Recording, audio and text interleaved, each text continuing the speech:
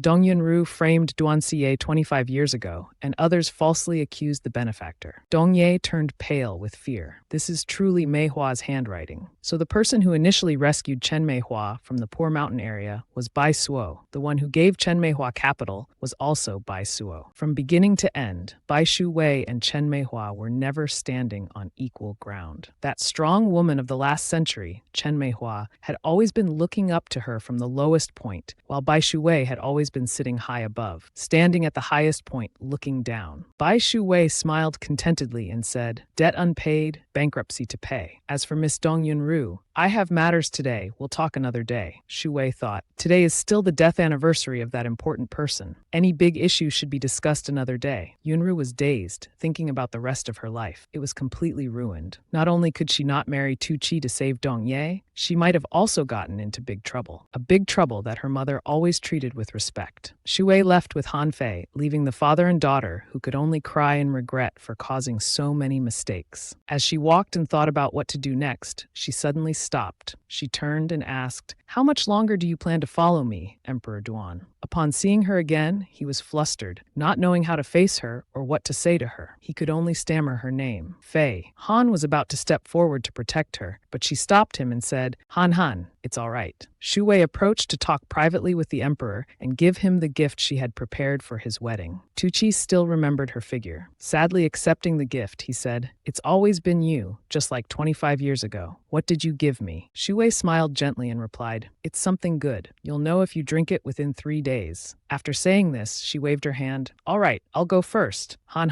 asked, Where are you going? I'll see you off. She winked and replied, Han, don't you have something to do today? No need to follow me. I can go by myself. Although Fei Han obeyed, he was still reluctant to leave her. He knew that today she wanted to visit that important person. Someone who had died many years ago, but Bai Shu Wei always remembered. The person for whom she specially brewed peach blossom wine and asked Cao Jin Hai to prepare a feast for the offering. He thought about what she did for that person and pressed his lips tightly. He watched her back as she gradually walked away, thinking that those who live forever cannot compare to the white moonlight and cinnabar mole. Bai Shu Wei had arrived at the place where that important person lived. This place had a charming landscape. It contained magnificent beauty. In the distance were interwoven hills in layers. She sat on a stone table full of dishes, pouring wine into a cup. She offered it and said, Sworn brother, you said you died miserably, with your soul scattered. Not even a gravestone remains. For over 5,000 years, if I didn't know your death anniversary, who would know today is the day you died? She recalled 5,000 years ago. The God War suddenly broke out. Her sworn brother didn't explain the reason for forcibly putting her in the clouds. He said this was the only way to preserve the last fire seed and leave a way of survival for her. Rationally, she knew he meant well for her. He wasn't wrong. But emotionally, she always wanted to escape this confinement, wanted to live and die together with her loved ones. Finally, one day this confinement was truly broken. She flew towards him, but by then everything had disintegrated. The whole world had changed. She drank until she was so drunk that she collapsed on the table, remembering her sworn brother. With tears in her eyes, she asked, Sworn brother, who are you? Tell him. I want to be an immortal spirit. I've lived for over 5,000 years. Aren't I tired? Everyone else dies, only I don't. Everyone else has a spouse and children. They have family and friends. Only I am alone. She spoke of the grievances and humiliations she had endured over the years. She burst into tears. I really feel very uncomfortable alone. She wanted to be like others, wanted to have family and friends to accompany her. Suddenly, a strong wind swept by, shaking the mountains and forests. A man appeared, trying to look up. The man appeared in the thick mist, making it impossible to identify who it was. She rubbed her eyes. What's wrong with me? Am I hallucinating? She thought she might be seeing an illusion of her sworn brother. The man spoke. You're drunk, surprising her. Alert, she realized it wasn't an illusion if it could speak. She waved her hand towards the man, dispersing the thick mist. The man's figure gradually became clear. She was surprised and exclaimed, Duan Feihan, why are you here? He raised his hand, revealing the hair bracelet, and said seriously, I came to find you because I felt your state today wasn't right. It made me worried. Before she could wonder, he had already given her the answer. No wonder Duan Feihan could find her, so the hair bracelet was effective. Feihan continued to ask who she thought she saw earlier. She pondered, I thought I had seen a dead person. He thought angrily to himself, she's treating me like someone she's mourning. He sighed and said, Selfie, you should look forward. His words seemed to touch her heart, but then she looked at him gently and said, So, look towards you. Hearing this made his face turn red. She laughed out loud. Han, I said that because you happened to be in front of me. Though she laughed and teased him like this, deep in her heart, she was full of sadness. Others can look forward, only I can't, because I can't look forward. I've lived for over 5,000 years. In the future, I will neither age nor die. As she was continuing to pour wine, Feihan stopped her. They both looked at each other. Feihan said, If you want to look towards me, that's fine too. Hearing these ambiguous words of confession, Selfie stared at Feihan for a moment, her face turning red, unsure if it was from embarrassment or from drinking too much. She held her head, dazedly asking, What did you just say? He looked at the female lead's appearance, not knowing what to say, only wondering to himself, how much has she actually drunk? Is she pretending to be foolish, or is she really drunk? He snatched the wine bottle from her hand and said, That's enough. Don't drink anymore. You're drunk. Unhappy that the bottle was suddenly taken away, she shouted, Give it back, and lunged to grab it. The male lead wouldn't let her take it easily. He stepped back, moving the bottle away, saying, Be good. Listen. Don't drink anymore. Because she missed and was drunk, her steps were unsteady and wobbly as if about to fall at any moment. Seeing Selfie about to fall, he panicked and rushed to catch her.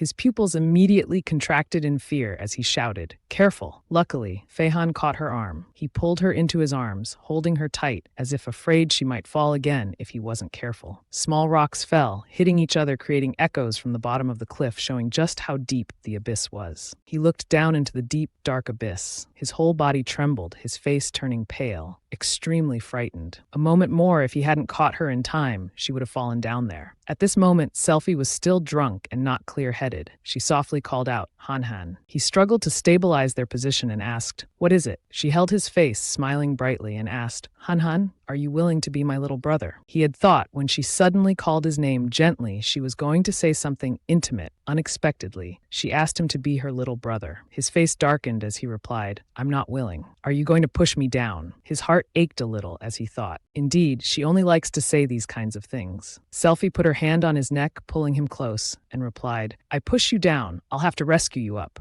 I can't bear it. She thought to herself, for 5,000 years, spiritual energy has been weakening. I've finally discovered a reservoir of spiritual energy. After speaking, they fell into silence, gazing at the night sky together. She leaned against Feihan's chest, looking into the distance, the corners of her eyes curving up happily as she said, It's already dark. Then she raised her hand high, pointing towards the sky. Her fingertips emitted a bright golden light, sparkling. A warm, gentle glow radiated around the two of them. He looked up to where she was pointing, his eyes showing joy and delight. Bright stars kept appearing, forming constellations in the night sky. He was a bit dazed and amazed, muttering to himself, Raising a hand can change the weather, pluck the moon, and grasp the stars. Then he turned to look at Selfie and cautiously asked, Are you really the Bai Su from 25 years ago? The female lead smiled mischievously and replied, That's right, little Han. It's me. It's really me. I am your immortal big sister. He looked at the bright, pure smile of the beautiful girl in front of him, couldn't help but blush and stare blankly, his heart rising with waves of joy as he thought, the big sister from 25 years ago who saved me. Memories of their past together flooded back. His heart grew more certain. The big sister who pulled me out of despair over my mother's death. The big sister I've been searching for. It turns out it's always been her. Selfie happily smiled with squinted eyes and said, Han Han, quickly call me sister and let me hear it. Then her inner thoughts exploded, screaming, not right. This hierarchy seems to have decreased. I'm the ancient ancestor of billions of people. Sister, what sister? At this moment, taking advantage of Fei Han's distraction, she transformed into a greedy cat and quickly snatched the wine bottle. Grabbing the wine bottle in her hand, she excitedly said, got it. He reluctantly let her take the wine bottle away. After snatching it, she turned her head and said, all right, you should also eat some food. The ship's chef's skills are quite good. Combined with my peach blossom wine, it's even more wonderful. Although Sophie had been smiling all along, the male lead still noticed a hint of sadness in her. He looked at her and sighed, thinking she still seemed very sad. Even though that person had been gone for many years, it still hurt like this. She sniffed slightly, shook off his hand and said, I don't need a little brother to carry me. Inwardly embarrassed, she thought, I'm the ancient ancestor. I've always been the one protecting those little brothers. Fei Han stared at her, his heart melting as he thought, after she's drunk, this innocent appearance, on the contrary, is somewhat cute. Then he said, come here. At this speed of yours, we won't get down the mountain even by tomorrow morning. Hearing this, she frowned, snapped her fingers and continued, I told you, I don't need a little brother to carry me. Suddenly, the area around them lit up. His body shook a few times, as if something was lifting him up. He panicked and looked down at his feet. She, however, calmly looked at him. The two of them were sitting on a flying carpet. She spoke up to explain. This flying carpet is also considered a mid-low grade spiritual flying tool. It can take us anywhere we want to go. So Han Han, where do you want to go? Han Han, for the first time, Fei Han experienced the feeling of flying in the air like this, so he was a bit confused. He propped himself up on the carpet, looked down below, and couldn't help but get excited, thinking, this is a carpet that can fly. It really can fly. It's flying in the sky. She could always easily overturn his worldview. Seeing that he didn't speak and only stared down intently, she thought he couldn't handle it and wondered, strange, why isn't Fei Han saying anything? Unless we're flying too high, the temperature dropped suddenly, so there's lack of oxygen, and he can't speak. This bewildered and scared look of his really does seem like that's the case, but it's not actually due to lack of oxygen. She still thought to herself that was the case, so she staggered over to him and continued thinking, a normal person in this situation might die, right? I was careless. Drinking really messes things up. As soon as she approached, she got close to Fei Han. Then she placed a kiss on his forehead, surprising him, and after teasing him, she calmly said, all right?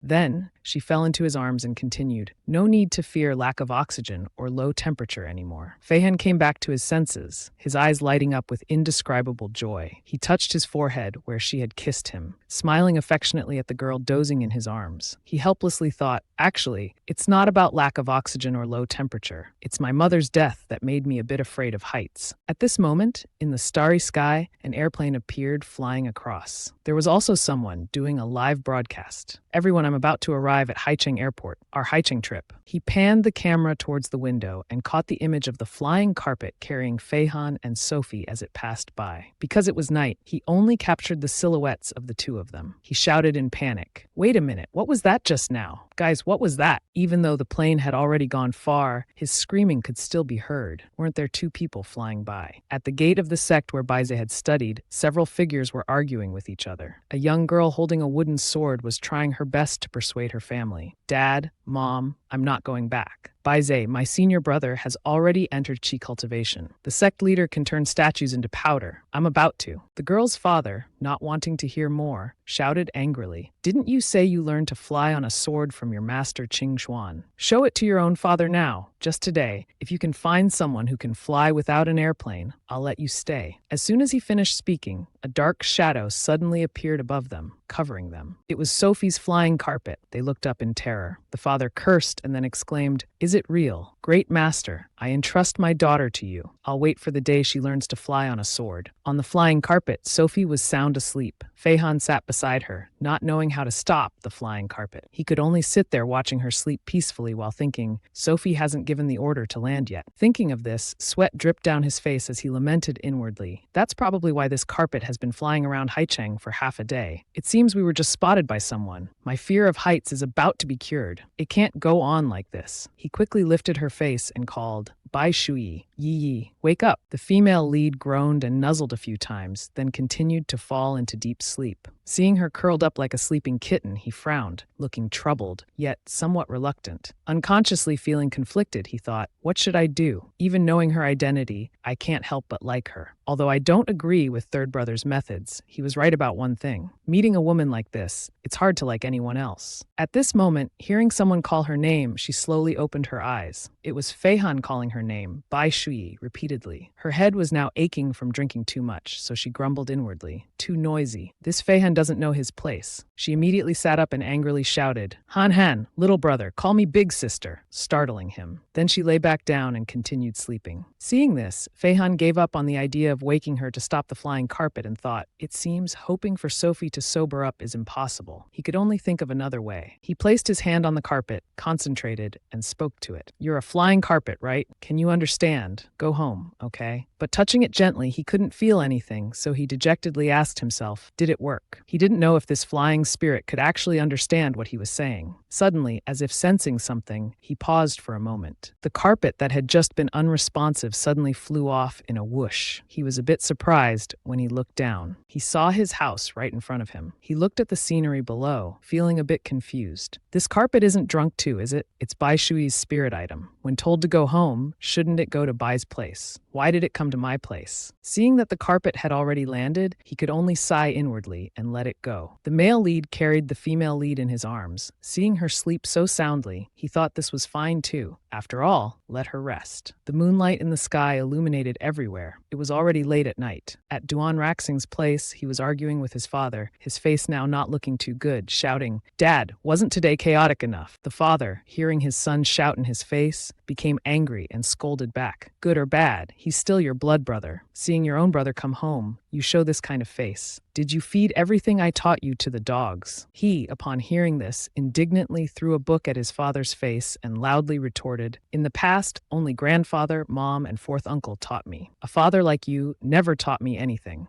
Then he turned and ran away, crying loudly, feeling wronged inside. Dad, what are you thinking? Mom's already unhappy about the illegitimate child. He even brings that person home, disgusting anyone. After a while, he unconsciously ran to Duan Feihan's house. Seeing the lights on, he wiped his tears and cautiously wondered, fourth uncle's house has lights on. Is he back? But his car is nowhere to be seen. It's not a thief, is it? I should go check. Thinking and doing, he quickly went into the house to check. Inside, Feihan was brewing some tea for Sophie. He had changed into pajamas. Seeing the tea boil, he picked up the teapot, thinking tea would help sober her up. She'll feel better in a while. His face flushed, probably because he was thinking of Sophie lying in his room right now. Entering the room, his eyes suddenly turned extremely cold and gloomy, because Xingye was sneaking up to the bedside where Sophie was lying. He asked coldly, "What are you doing?" making him jump and yelp. Xingye was startled out of his wits, looked at Feihan, then at the woman on the bed. His uncle replied, "Fourth uncle, is that you? I thought someone else had entered your room. You're home." So the woman on the bed. At this moment, she had woken up. Rubbing her head to ease the pain, she said, "Xingye, what's the fuss? Do you believe I can make you unable to speak in the future?" Sophie flipped her hair back, gently locked eyes with him and smiled. He was so surprised he fell back, pointing at her and exclaiming, "Vai Vi, why is it you?" The image of these two in his mind was specifically a high school student and a CEO. He imagined a bit about midnight, Sophie and fourth uncle on the bed in home clothes. Who knows what scene Xingye had imagined, but his face didn't look too good, and he secretly cursed beasts in his heart. Sophie looked at the cup of tea Feihan handed over and said, "Actually, normal hangover cures don't have any effect on me." Long also thought to himself, the alcohol content of peach blossom wine can't be cured by ordinary hangover tea. Hearing this, he said seriously, "I know, but I want to do everything I can for you." These words made her freeze for a few seconds. Then, seeming quite happy because of this statement, she smiled softly. She pulled out a jade pendant from somewhere and said cheerfully, "What a coincidence. I also don't want to waste the hangover tea that Han specially brewed for me." She took out a pill and dropped it into the tea cup. Watching the two lovers exchange tea, Xingye couldn't help but ponder with a headache. VV is really good to fourth uncle. Clearly, taking the medicine directly would cure the hangover, yet she had to put it in the hangover tea fourth uncle brewed. Could it be that they really have something going on? He summoned all his courage to directly criticize Feihan. Fourth uncle, you're too cunning. Don't tell me that VV got drunk and you just brought her here. Why didn't you take her back to the Bai family, but instead brought her to your own bed? VVI is about to take the college entrance exam. I still hope you'll set a good example. Being lectured like this, he angrily darkened his face and ordered, "Clear those thoughts from your mind. I'm not a beast. I don't do such things." Then he turned to explain everything to Sophie. "I really didn't mean to. That carpet misunderstood my intentions. I wanted it to take you home, but it..." She looked at his embarrassed expression and smiled interestedly. Then she raised her eyebrows curiously and asked, "How is it possible that my flying carpet would obey your orders?" She also pondered for a moment. This carpet is considered a high-grade flying spirit item of superior quality and has already recognized its owner. How could it listen to Duan Feihan? Thinking it didn't make sense, she shook her head a few times. This made Feihan think she had a headache, so he asked, "Do you have a headache? Drink this first. You'll feel better." Then he handed her the cup of tea. Sophie looked at the white spirit ring on his wrist and kept guessing in her heart. Could it be because Duan Feihan has her aura on him, so the flying carpet obeyed him? Although it seemed a bit far-fetched, it seemed to be a possible explanation. After all, he was the first to obtain the Qingxi ring. Suddenly, a mouse squeak came from somewhere, attracting Xingye's attention. He looked towards the source of the sound and was startled, his face turning pale as he exclaimed in shock, "Oh my God, are mice so fat these days? How much food has it secretly eaten to become this abnormally fat?" Snowball was stuck in the window, unable to get out, trembling as it tried to escape. Hearing someone call it fat, it squeaked indignantly, which translated means, "Kid, this is fake fat." Sophie, seeing it struggling to get out, helplessly used magic to rescue it. The window opened wide. Caught off guard, it fell down with a frightened squeak. Snowball dropped down, rolled a few times, hitting the bed leg hard before coming to a stop. As soon as it stood up straight, ignoring the bump on its head, it immediately cried and complained. "Old ancestor, you scared me to death. I was on the roof of the Bai family and saw you flying in the sky with a strange man, and you weren't even flying home. I thought you were drunk and met some bad guy." She used 2 fingers to lift Snowball up. It could only uncomfortably squirm as the female protagonist held it. Sophie's other hand pointed at the struggling paper crane outside the door and teased it. "So this is why you've been repeatedly failing my paper cranes. You're too fat." Xingye was surprised to see Sophie talking to Snowball and asked, "Is this hamster the one you raise, Vivi? Can it understand what we're saying?" Sophie placed it in her palm and explained, "This hamster is actually older than you." As for it, having escaped the fate of being dangled by Sophie, it sighed in relief. As soon as she finished speaking, Xingye's face paled with fear. He grabbed Feihan's hand and said, "Fourth uncle, I've heard that hamsters at most live for 2 or 3 years before dying. Has this hamster become a spirit already? Fourth uncle, why are you so quiet? Have you seen a lot of these?" "That's just like you, uncle." Feihan stood calmly beside him, listening to his chatter, his inner thoughts completely undisturbed, thinking, "What's so special about becoming a spirit? I've personally tried riding a flying carpet in the sky. Is there anything left that I can't accept?" Snowball in her hand somehow managed to produce a perfume bottle and spray it on her. Sophie, not paying much attention, got off the bed and said, "Xingye, I've given you so many study materials. Shouldn't you be in your room right now, studying carefully? Why are you running to fourth uncle's room? Are you here to catch us in the act?" Seeing her so cheerful, he could only look at her lovingly, thinking she was joking again. "If you hadn't mentioned it, I'd have forgotten," he said dejectedly, sighing as he continued. "How dare I? I can't mess with you or fourth uncle. It's all because of my dad. After the wedding, he brought Xingchen home. My mom got angry and went back to her parents. I had nowhere to go, so I could only come here to hide. Learning that Xingchen was fine, she fell into deep thought. Has Xingchen gone out looking for trouble again? Truly a male protagonist's principle. The child of fortune, even lightning can't strike him. Nothing bad will happen to him. From the main house, the head of the Duan family's scolding voice echoed throughout. Why did you bring this illegitimate child back? Do you think today wasn't chaotic enough? Haven't I lost enough face already? Xingchen sat opposite the Duan family head, overwhelmed by his anger. Xingye's father, who was also Xingchen's father, hurriedly tried to explain. Father, don't say that. Xingchen is truly exceptional. He has much more potential than Xingchen. Xingye. If you spend some time with him, you'll see. I know what you said at the engagement party was spoken in anger. The Duan family head didn't want to hear any of this, immediately raising his voice in a torrent of scolding. Who told you that was spoken in anger? Moreover, I don't see anything exceptional about this bastard child. All I see is that he will certainly bring shame to our entire family. But Xingye's father, as if he'd struck gold, beamed with joy as he twisted the family head's words. Father, does this mean if Xingchen brings honor to the Duan family, you'll let him return to the Duan household? The family head, his words twisted, was so angry he was speechless. Meanwhile, Xingchen and his father were delighted, one happy, the other overjoyed. The father said, Xingchen, quickly, thank your grandfather for giving you this chance to take the college entrance exam. You must do well for me. Aim for the national top spot. No, the city's top scholar. Make the Duan family proud. The son responded, Thank you, grandfather. I will definitely do my best in the college entrance exam. I'll make you proud. Suddenly, from the doorway, Shui's voice rang out sarcastically. One might think Mr. Duan only had one son, Xingchen. This startled both Xingchen and his father, who thought in unison, That voice is Bai Shui. Why is she here? She appeared suddenly, with Fei Han and Xingye following behind her. The father raised his voice. How dare you speak like that? Of course Xingye is in my heart, but right now, Xingchen is in a more difficult situation than Xingye. Naturally, I must take care of him more. Xingchen, sitting nearby, hearing his father loudly scold Sophie, was so frightened he broke out in a sweat and tried to stop him. Father, don't. She, unconcerned about the scolding, calmly sat next to the Duan family head and said, Is that so? But if you truly care about Duan Xingye, then why, after I saved Duan Xingye from jumping off a building, lured by Xingchen's mother, did you, as a father, show no reaction at all? I charge for saving people, you know. Mr. Duan, I saved your son's life. You owe me a favor. How do you plan to repay it? As soon as Sophie finished speaking, the Duan family head, Fei Han, and Xingye all wore serious expressions as they looked towards Xingchen and his father. Xingchen suppressed his anger and cursed inwardly. Damn it, why does this woman keep ruining things for me? Grandfather and the others will remember what mother did. They'll definitely be even less likely to accept me back into the Duan family. His father's face darkened as he retorted, Well, thank you, Miss Bai, for saving my son Duan Xingye before. I'll gift you a house as a token of gratitude. Inwardly, he was furious and cursed. People do good deeds without leaving their names, but this whore insists on coming here to demand a reward. What bad luck, she politely replied, but the danger in her eyes was well concealed. Well, thank you, Mr. Duan. I'll accept this gift. Her lips curled into an eerie smile as she thought to herself, gift or no gift, it doesn't matter. Seeing the male and female leads from the original story react to me like mice to a cat is quite enjoyable. Perhaps I've been with the villain Duan Fei Han for too long and have been assimilated. Seeing that the situation had deteriorated since Sophie's arrival, he pulled Xingchen to his feet, bowed to the Duan family head, and said, Father, we'll be leaving now. I'll take Xingchen home first. Xingchen, being sensible, politely bowed and said, Grandfather, I'll do my best in the college entrance exam. I wish you a good night. The Duan family head didn't want to pay any attention to the two of them, closing his eyes and letting out a dissatisfied grunt. Sophie continued to tease Han Han playfully. It seems you've really inherited all the dominant genes from the Duan family. As for your brother, she left the sentence hanging, causing the veins on the Duan family head's hidden hand to bulge. Too angry to speak, he could only suppress his thoughts. Only the fourth son inherited the dominant genes. Then what about the others in our Duan family? This woman is clearly insulting our Duan family. Damn it, she's also the one who saved my life. Moreover, if she really is Bai Suo, then 15 years ago, it was the Duan family who wronged her. I have no choice but to endure this anger. No matter how resentful he felt, the Duan family head had to maintain a polite tone and ask her, Miss Bai, I wonder if you have any other business with our Duan family. Caught off guard by this sudden question, Sophie hadn't yet thought of how to respond. She silently lamented, How unfair. It's not that I wanted to come to the Duan family. It was Duan Feihan who brought me here. Feihan, as if able to read her thoughts, replied, Go talk to your carpet then. Of course, this response he only dared to say in his mind. The flying carpet had long since fallen into a deep sleep on the sofa. Suddenly, Chu Shui popped out and said, Oh right, old ancestor. Duan Shuqi came to the Bai family looking for you today. The Bai family staff said you weren't home, so he just kept waiting at the door. Hearing this information, she said, Originally, I had no business here, but now I do. I'm going to wait for your son to return. The Duan family head scratched his head, somewhat confused. My son, isn't the fourth son already here? A moment later, outside the Duan family gate, a supercar drove in. Shuchi stepped out of the car, his face grim and teeth clenched. His inner thoughts were also in turmoil, thinking about how busy the whole day had been, canceling the wedding and holding a press conference to comfort fans. It was difficult to find time to go to the Bai family to look for Suosuo. But she hadn't come home all day. Could it be that Suosuo didn't want to see him and didn't even bother to come home? Angrily stepping through the main door, he was stunned with surprise. Inside, Sophie, the person he wanted to see, was already sitting in his house. Chushui, upon seeing him, immediately flared up and scolded Duan Shuchi. "You bastard! How dare you appear before the old ancestor?" Shuchi couldn't understand its mouse language. He cautiously asked Sophie, "Did you come specifically to see me?" Her answer was like a slap to his face. Not specifically, more like a convenience. "Anyway, I don't want to come a second time," he dejectedly continued. "So you still don't want to see me? You clearly know I didn't tell others about your situation. It was Dong Yunru who stole my diary. She's the one who told those demons. I only found out the truth today." Not letting him continue, her face darkened as she spoke. "Anyone can find excuses. But you can't deny that I was indeed deceived by both of you. Moreover, all your protection was just another form of harm. If you hadn't forcibly confined me, causing me to miss returning to the mountain in time, how could I have missed the best treatment opportunity, ultimately leading to disaster? Your family is worried about you. Rest assured, as long as you obediently drink the wedding gift I gave you, I won't do anything to you." Hearing this, the Duan family head's face turned pale. She continued, "As for Dong Yunru, I'll deal with her myself. She won't be able to escape."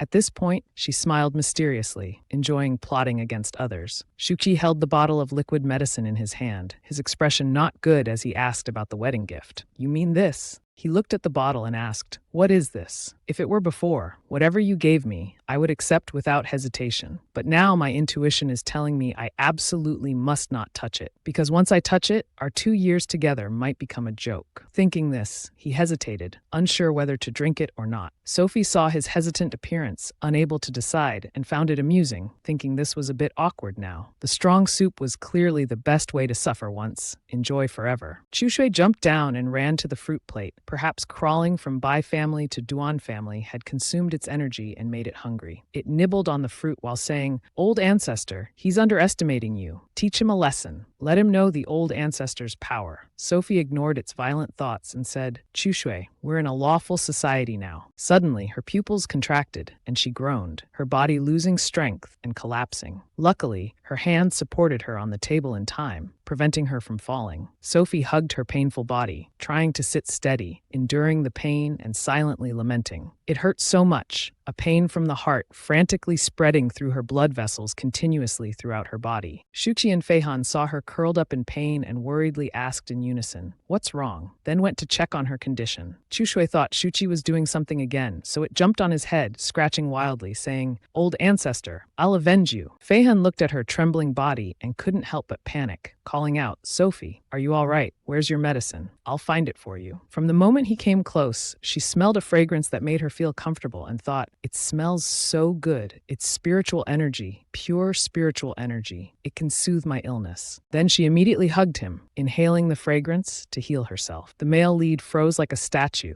blushing furiously at the female lead's sudden action. He looked down at her fair neck, feeling that her clothes were too thin. The temperature and breath on her body clearly fell on his skin. Feihan grabbed her hand, his face still red, suppressing the heat in his body, saying, "Don't mess around anymore. I'll find medicine for you." She looked up at him, the corners of her eyes reddened. Her gaze was mesmerizing and touching as she thought, "The medicine, clearly Tong Seng, is right in front of me. Why should I take bitter medicine?" Thinking is doing, she put her unrestrained hand inside his shirt, feeling around. Her soft, seductive voice sounded, "Han Han, tonight I want to sleep with you." Everyone was stunned, watching the two of them entangled, as if in a place with no one around, so shocked that their eyes rolled back, their inner hearts screaming. Teasing Uncle C in front of me, Vivi is really playing it risky. Also, why does Uncle C's face seem to be getting redder? What's happening? Feihan was now embarrassed, repeating her words in his mind and wondering, "Sleep with me. What exactly is she saying?" He turned to look at the group of people standing there, continuing to think. The others don't seem to have any extreme reactions at all. Could it be that Sophie's words were only audible to me? Little did he know, they were so shocked that they didn't know how to react appropriately. He continued to interpret on his own. "She specifically told me this kind of thing. That can't be right." Thinking this, he pushed her away from himself. Unexpectedly, she gave him a provocative kiss on the lips. Her expression became even more charming charming and seductive as she grabbed his hand and praised softly, "Just a little bit like that, and the pain has already subsided." Indeed, inhaling Feihan is much better than taking medicine. At this moment, the Duan family head cleared his throat awkwardly and interjected into the two people's intimate moment, asking, "Miss Bai, are you all right?" Sophie, still hugging Feihan tightly, cheerfully replied, "I'm fine. I'm much better now." Seeing her still clinging to his son, his inner voice cried out, "Then get off, Hunter. The matter with Old 3 hasn't been clarified yet, and now Old 4 is also involved." The two young men, who both liked the female lead, were now at two extremes. One misinterpreted, like Shuchi. He thought glumly, "When Susu looks at Old 4, her eyes are full of affection, as if there are thousands of stars in them. She has never looked at me that way before." The other interpreted correctly, like Feihan. He sighed helplessly and thought, "This look, I don't even need to ask. She must want me to be her little brother again." Meanwhile, Chushui, still not having calmed down, flipped over the Duan family head's tea set and shouted, "Old ancestor, Chushui will avenge you." Seeing this scene, the Duan family head was heartbroken and shouted, "My 10 million worth tea set." Sophie raised her hand to catch Chushui, calmly without any questioning or anger, as if she wasn't the victim, and said, "You see, because of your stupidity and arrogance, I've experienced such a heart condition." Shuchi felt truly remorseful and self-reproachful, lowering his head, not daring to look at her, calling, "Susu." He didn't know what to say to earn her forgiveness. The female lead smiled faintly and continued, "You just need to drink Madame Meng's soup. I won't pursue any of your crimes anymore. This is a profitable deal with such good treatment. Even if the culprit Dong Yunru wanted it, she couldn't get it." At the Dong family residence, reporters had surrounded the main gate of the Dong family, discussing incessantly. Unexpectedly, the marriage alliance between Dong Yunru and the Duan family failed. This time, I'm afraid the Dong family is completely ruined. I guess there's an 80% chance they won't recover from this. The taste of falling from the clouds isn't pleasant, is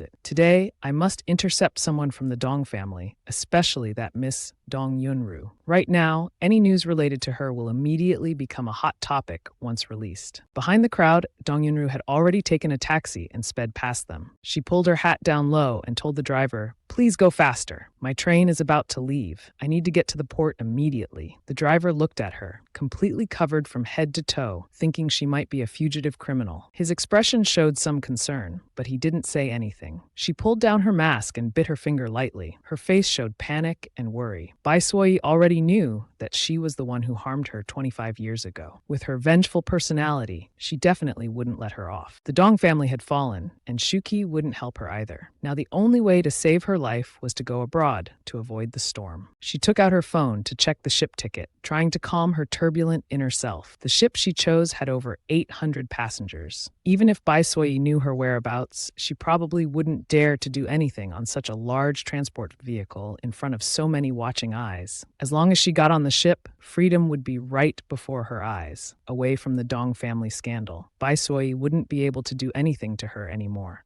Yunru leaned over to look through the car window straight at the ship offshore. Her eyes widened, happy that she was about to escape from Bai Suoi, and quickly opened the door to get out of the car. Unexpectedly, as soon as she set foot down, the space cracked into pieces. Her face fell along with it, both confused and frightened. She was at the port just now, but now she was in front of the Duan family's gate. She lamented inwardly. How did the port turn into the Duan residence? From inside the house came a voice. "Miss Dong has arrived. Then quickly get out of the car and receive her meal box." Yunru seemed to recognize whose voice this was, her already pale face turning even paler. It was Bai Suoyi's voice. She looked at her appearance and smiled lightly. Then she raised her hand in a friendly greeting, like old friends meeting after a long time. Seeing Suoyi also present at the Duan residence, she immediately grabbed Shuki's arm, panicking and saying, "Shuchi, please help me. She definitely wants to harm me." Shuchi didn't want to help her. He was still upset about this contact. He angrily snapped, "Let go." Sophie briefly checked her face in the mirror, somewhat doubtful, thinking that her smile must be very frightening. Why does Dong Yunru have that expression like I want to kill her? She folded the mirror and said with a friendly smile, "Although I really want to let you meet Chen Meihua, to let Chen Meihua teach an unfilial daughter like you, I've always been quite kind. At most, I'll let you taste what heart disease feels like every day." The female lead's words were true, but in her heart, how could she be content to let her die so easily? Yunru stopped looking at her and threatened Bai Suoyi. "The public is watching me now. If anything happens to me, I won't let you off." Then she looked at Shuchi, crying pitifully to seek his help. Do you see? The woman you've been longing for 25 years, she wants to become a murderer. Can you save me? Suoyi was a bit impatient with her and interrupted her, saying, "You're overacting." At this moment, police sirens sounded outside. Immediately, the officers rushed in shouting, "Police, stop your harmful actions immediately." Before they could finish their sentence, they saw the situation inside and asked bewilderedly, "What's going on?" The specific situation was Yunru crying and shouting loudly, while Suoyi was leisurely enjoying a cup of tea in her hand. The police entered the scene and, seeing this, frowned and pointed at the two, sternly asking, "Screaming so pitifully like that?" But it turns out nothing's happening. Yunru pretended to wipe her tears, hiding her smug smile, thinking how lucky she was to be quick-witted, having told Qingyan to call the police as soon as she got out of the car. Clinging to Shuqi earlier was just to buy time. Didn't Bai Suoyi want her to receive the meal box? She, on the contrary, wanted to see under police protection how Bai Suoyi would dare to touch her. Suoyi then pointed at her and said, "Officer, you've come at the right time. This Miss Dong's house seems to be surrounded by many people. Perhaps she wants you to escort her home." Then she ran over to pat her shoulder, friendlily seeing her off. "Miss Dong, be careful on your way." Yunru frowned, uncomfortable with this fake friendliness, but couldn't help feeling triumphant inside. Sure enough, she didn't dare to make a move anymore. This time, I'm still the winner. Watching Yunru leave, then looking at Suoyi still smiling and waving happily, Jingye couldn't hold back anymore and anxiously asked Vivi, "Is that it? Have we failed?" She replied, "I already gave the lunchbox to Dong Yunru earlier. Now I need to prepare to leave too. You should go work on your project quickly." Outside the police car, Dong Yunru's voice cried out in distress, clutching her heart. Her body kept shaking as she cried, "My heart hurts so much. I've never felt such pain in my life." This startled the police officer sitting next to her. She recalled what Suoyi said just before the police arrived. She cursed inwardly. "That's right. Bai Suoyi just said she wanted me to taste heart disease every day. Could this be her lunchbox?" Then she was startled again, thinking, wait, every day. Thinking about enduring this pain like dying and coming back to life every day, she let out a miserable cry of unwillingness. The phone rang in the middle of the night. Dong Jingyan anxiously asked her grandfather, "Who's calling?" He frowned and replied, "It's the police. They say they've found your mother." Hearing this, she sighed in relief. "That's great. She didn't run away. She can still earn money to support the family. I can probably still be a student taking the college entrance exam. I still have a bright future." Grandfather's face showed no joy at all, but your mother seems to have suddenly developed a serious heart condition. The police have taken her to the hospital. Jingyan, nowadays internet celebrities make money the easiest. From now on, our family will have to rely on you. Why don't you take a few days off from school and stay home to make some videos? She stood there stunned, not wanting to believe it could be like this. Bai Suoyi just snapped her fingers and immediately grasped all the developments. This is interesting now. The female lead, Dong Jingyan, might have to change from a sweet romance heroine to a struggling heroine working in a tragic story. No, that's not right. The original female lead relied on her identity to post videos, gain millions of fans, and pursue an acting career. She became famous in the entertainment industry. According to this world's experience, the script should still develop. Dong Jingyan will definitely rely on millions of fans to make money. Fei Han suddenly appeared behind her, frowning. "What are you thinking about?" She suddenly thought of something fun.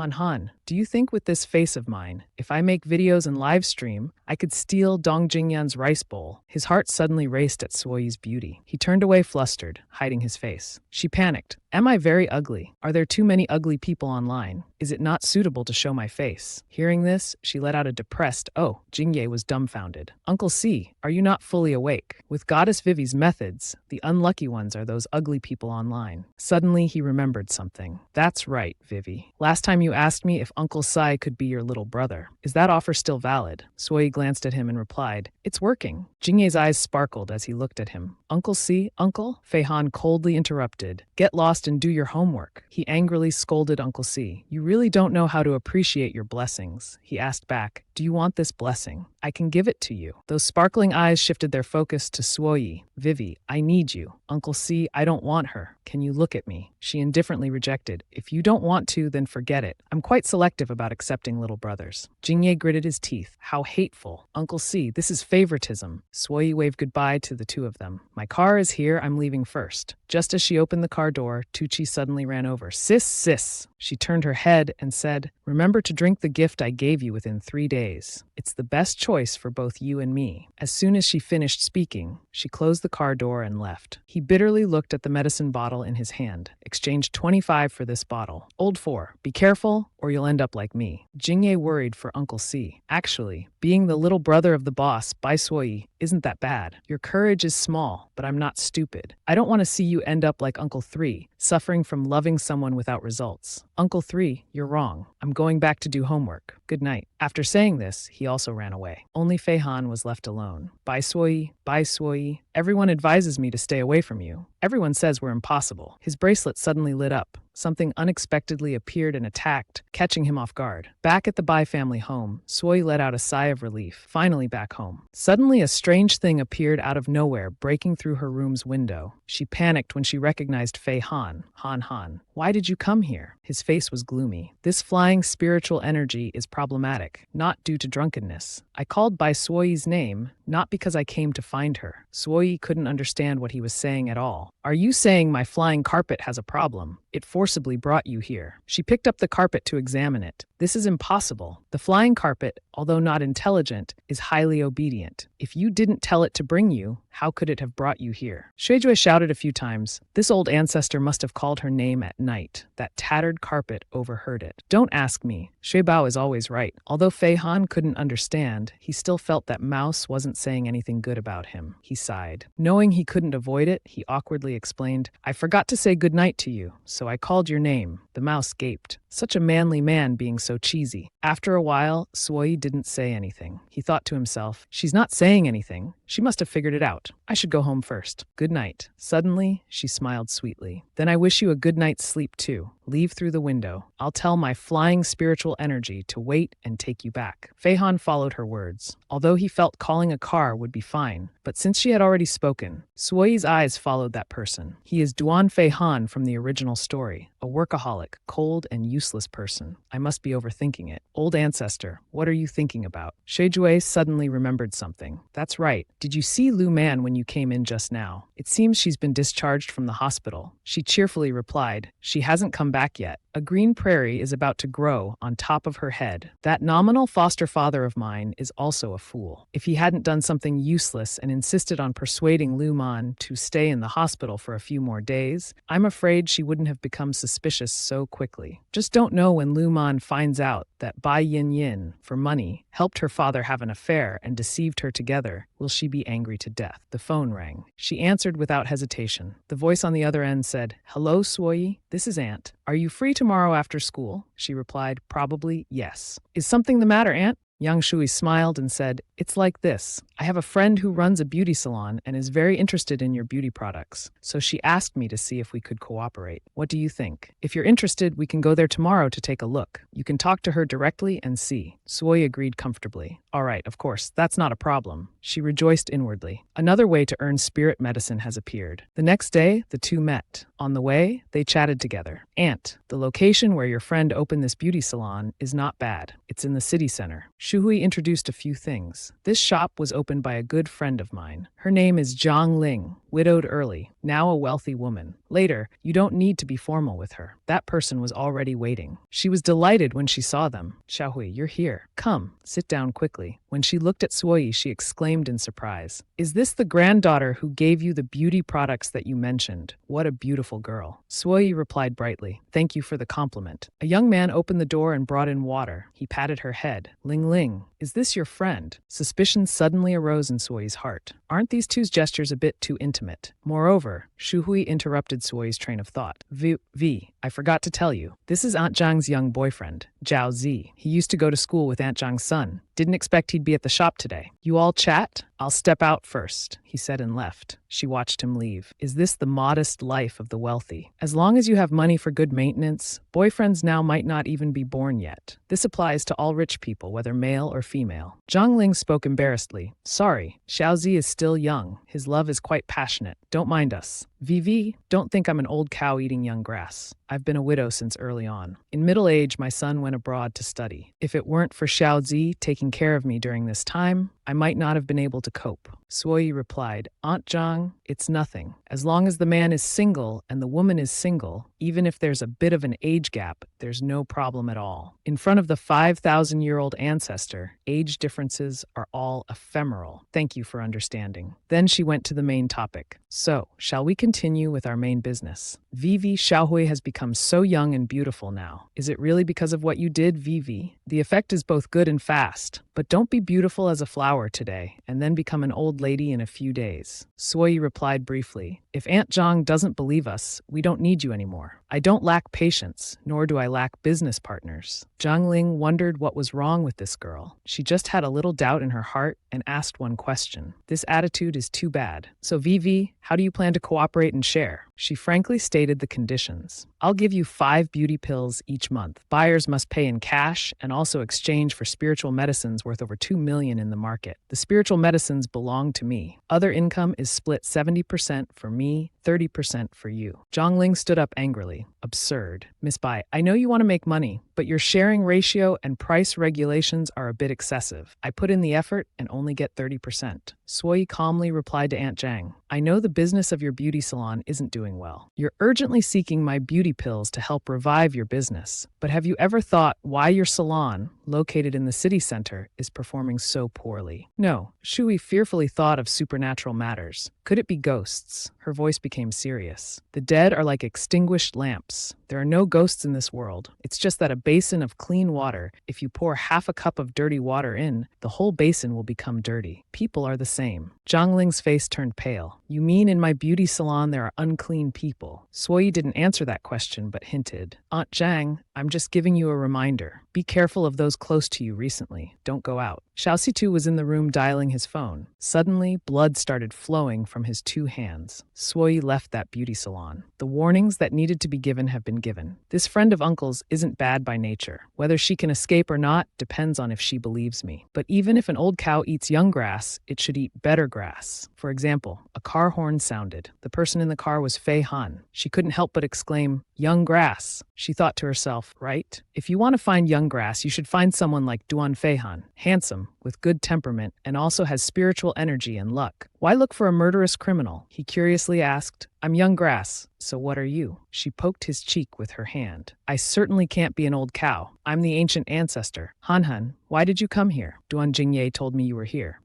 I couldn't understand why you came to the beauty salon. Allergic reaction on your face. Suoyi suddenly realized something. Han, I think I understand why at school. That fool Duan Jingye knows how to make people like him. Do you know what he said when he heard I wanted to go to the beauty salon? What did he say? He said, Goddess Vivi is naturally beautiful. She doesn't need to go to a beauty salon. The straightforward guy heard this and suddenly understood the truth. It seems those books on how to talk that I bought can be thrown away now. One must learn how to use language to give appropriate attention to the other person, making them aware of your care for them. Chu Ying suddenly appeared. Miss Bai, actually, I was looking for you about something, but I didn't know how to contact you. So I asked CEO Duan for help. CEO Duan also wanted to see you, so he conveniently brought me along. I hope you don't misunderstand. The clever Suoyi realized the issue and understood. It's still about that piece of land in Chengdong, right? Let's go to the cafe next door to talk. Okay, she agreed happily. The two of them walked away talking. Zhang Ling still didn't understand what Suoyi had said. The staff at our beauty salon are all carefully selected. How could any of them be unclean? Shu Hui recounted what Baize had said at home. Suoyi, that girl understands metaphysics best. You should be more careful. If it's not the staff, then what about others? She thought carefully again. There's only Xiaoxi beside me. There's no one else. He's so young. What could possibly happen? She accidentally looked outside. Vivi, is this meeting an acquaintance? Shu Hui also glanced at the acquaintance. If I'm not mistaken, that person seems to be CEO Duan from Re-Entertainment, and the woman next to him seems to be Chu Yingzhou, the CEO of a real estate company. Zhang Ling asked in surprise, that girl, your family knows them, she said uncertainly. Maybe so. Anyway, that girl's identity is absolutely not just a simple high school student. She sincerely advised her friend, this cooperation, if you want to do it, you must act quickly. Otherwise, if you miss this opportunity, it will be very hard to get another one. Jiaoxi suddenly appeared. Xiaoling, it's getting late. Let's go home. She nodded in agreement. Shu Hui was a bit surprised. You two are living together already. She shyly admitted, that's right. I moved in with Jiaoxi last week. It's normal for unmarried couples to live together. Shu Hui hesitantly continued. But, Zhang Ling, don't forget what Suoyi said. As she said goodbye to her friend, she thought, don't forget what that girl said. Does she mean the cooperation? Shuhui is too concerned about this matter. Didn't she just warn me once to wait? If it's not just about the cooperation, then what could Shuhui mean? Among my staff, is there really someone unclean? Zhao Si suddenly asked Xiaoling. I heard that piece of land in Chengdong is about to be bid on by developers for construction. It's almost June. Zhang Liang is also coming back soon, right? Zhang Ling felt a bit uneasy. That's right. Why are you suddenly asking about this? His face was full of deceit, but she didn't notice it. Nothing. Just happy for you. You two can be reunited soon. Chu Ying spoke up. Miss Bai, the day after tomorrow is the bidding day for the Chengdong land. I want to ask about what you said before. What did you mean exactly? Sui slowly spoke. Miss Chu, do you know under what circumstances that Chengdong land is being auctioned, but you people can't touch it? Chu Ying recalled. You said before it's because there are buried bodies, but even if there was a murder case, after some time passes, building shouldn't be a problem. Her words were full of hidden meaning. But what if this person was very famous and died a long time ago? Chu Ying's face couldn't hide her shock. Could it be an ancient tomb? As soon as she finished speaking, everyone in the cafe turned to look at them. She whispered softly, Miss Bai, do you mean there's an ancient tomb in Chengdong? But is it possible it's just a small cemetery? Surely they can avoid building on an emperor's tomb. Hearing these three words, Chu Ying was shocked. If this is true, the company that wins the bid for the Chengdong land will probably feel a chill in their hearts. They can't even dig the foundation, let alone build a residential and commercial complex. Even with compensation, it won't be enough. Miss Bai, if I may ask, how do you know about these things? Although it sounds strange, I just feel that your attitude when saying these words is as if you've seen that ancient tomb with your own eyes. Suoyi smiled. Chu Ying, you're not wrong. Years ago, I was a royal advisor for some dynasty. In ancient times, when an emperor ascended the throne, they would build a mausoleum. The Chengdong land was the direction I surveyed. She calmly said, Miss Chu Ying, don't worry about how to report this to the company. Soon, someone will verify for you whether what I said is true or false. At the same time,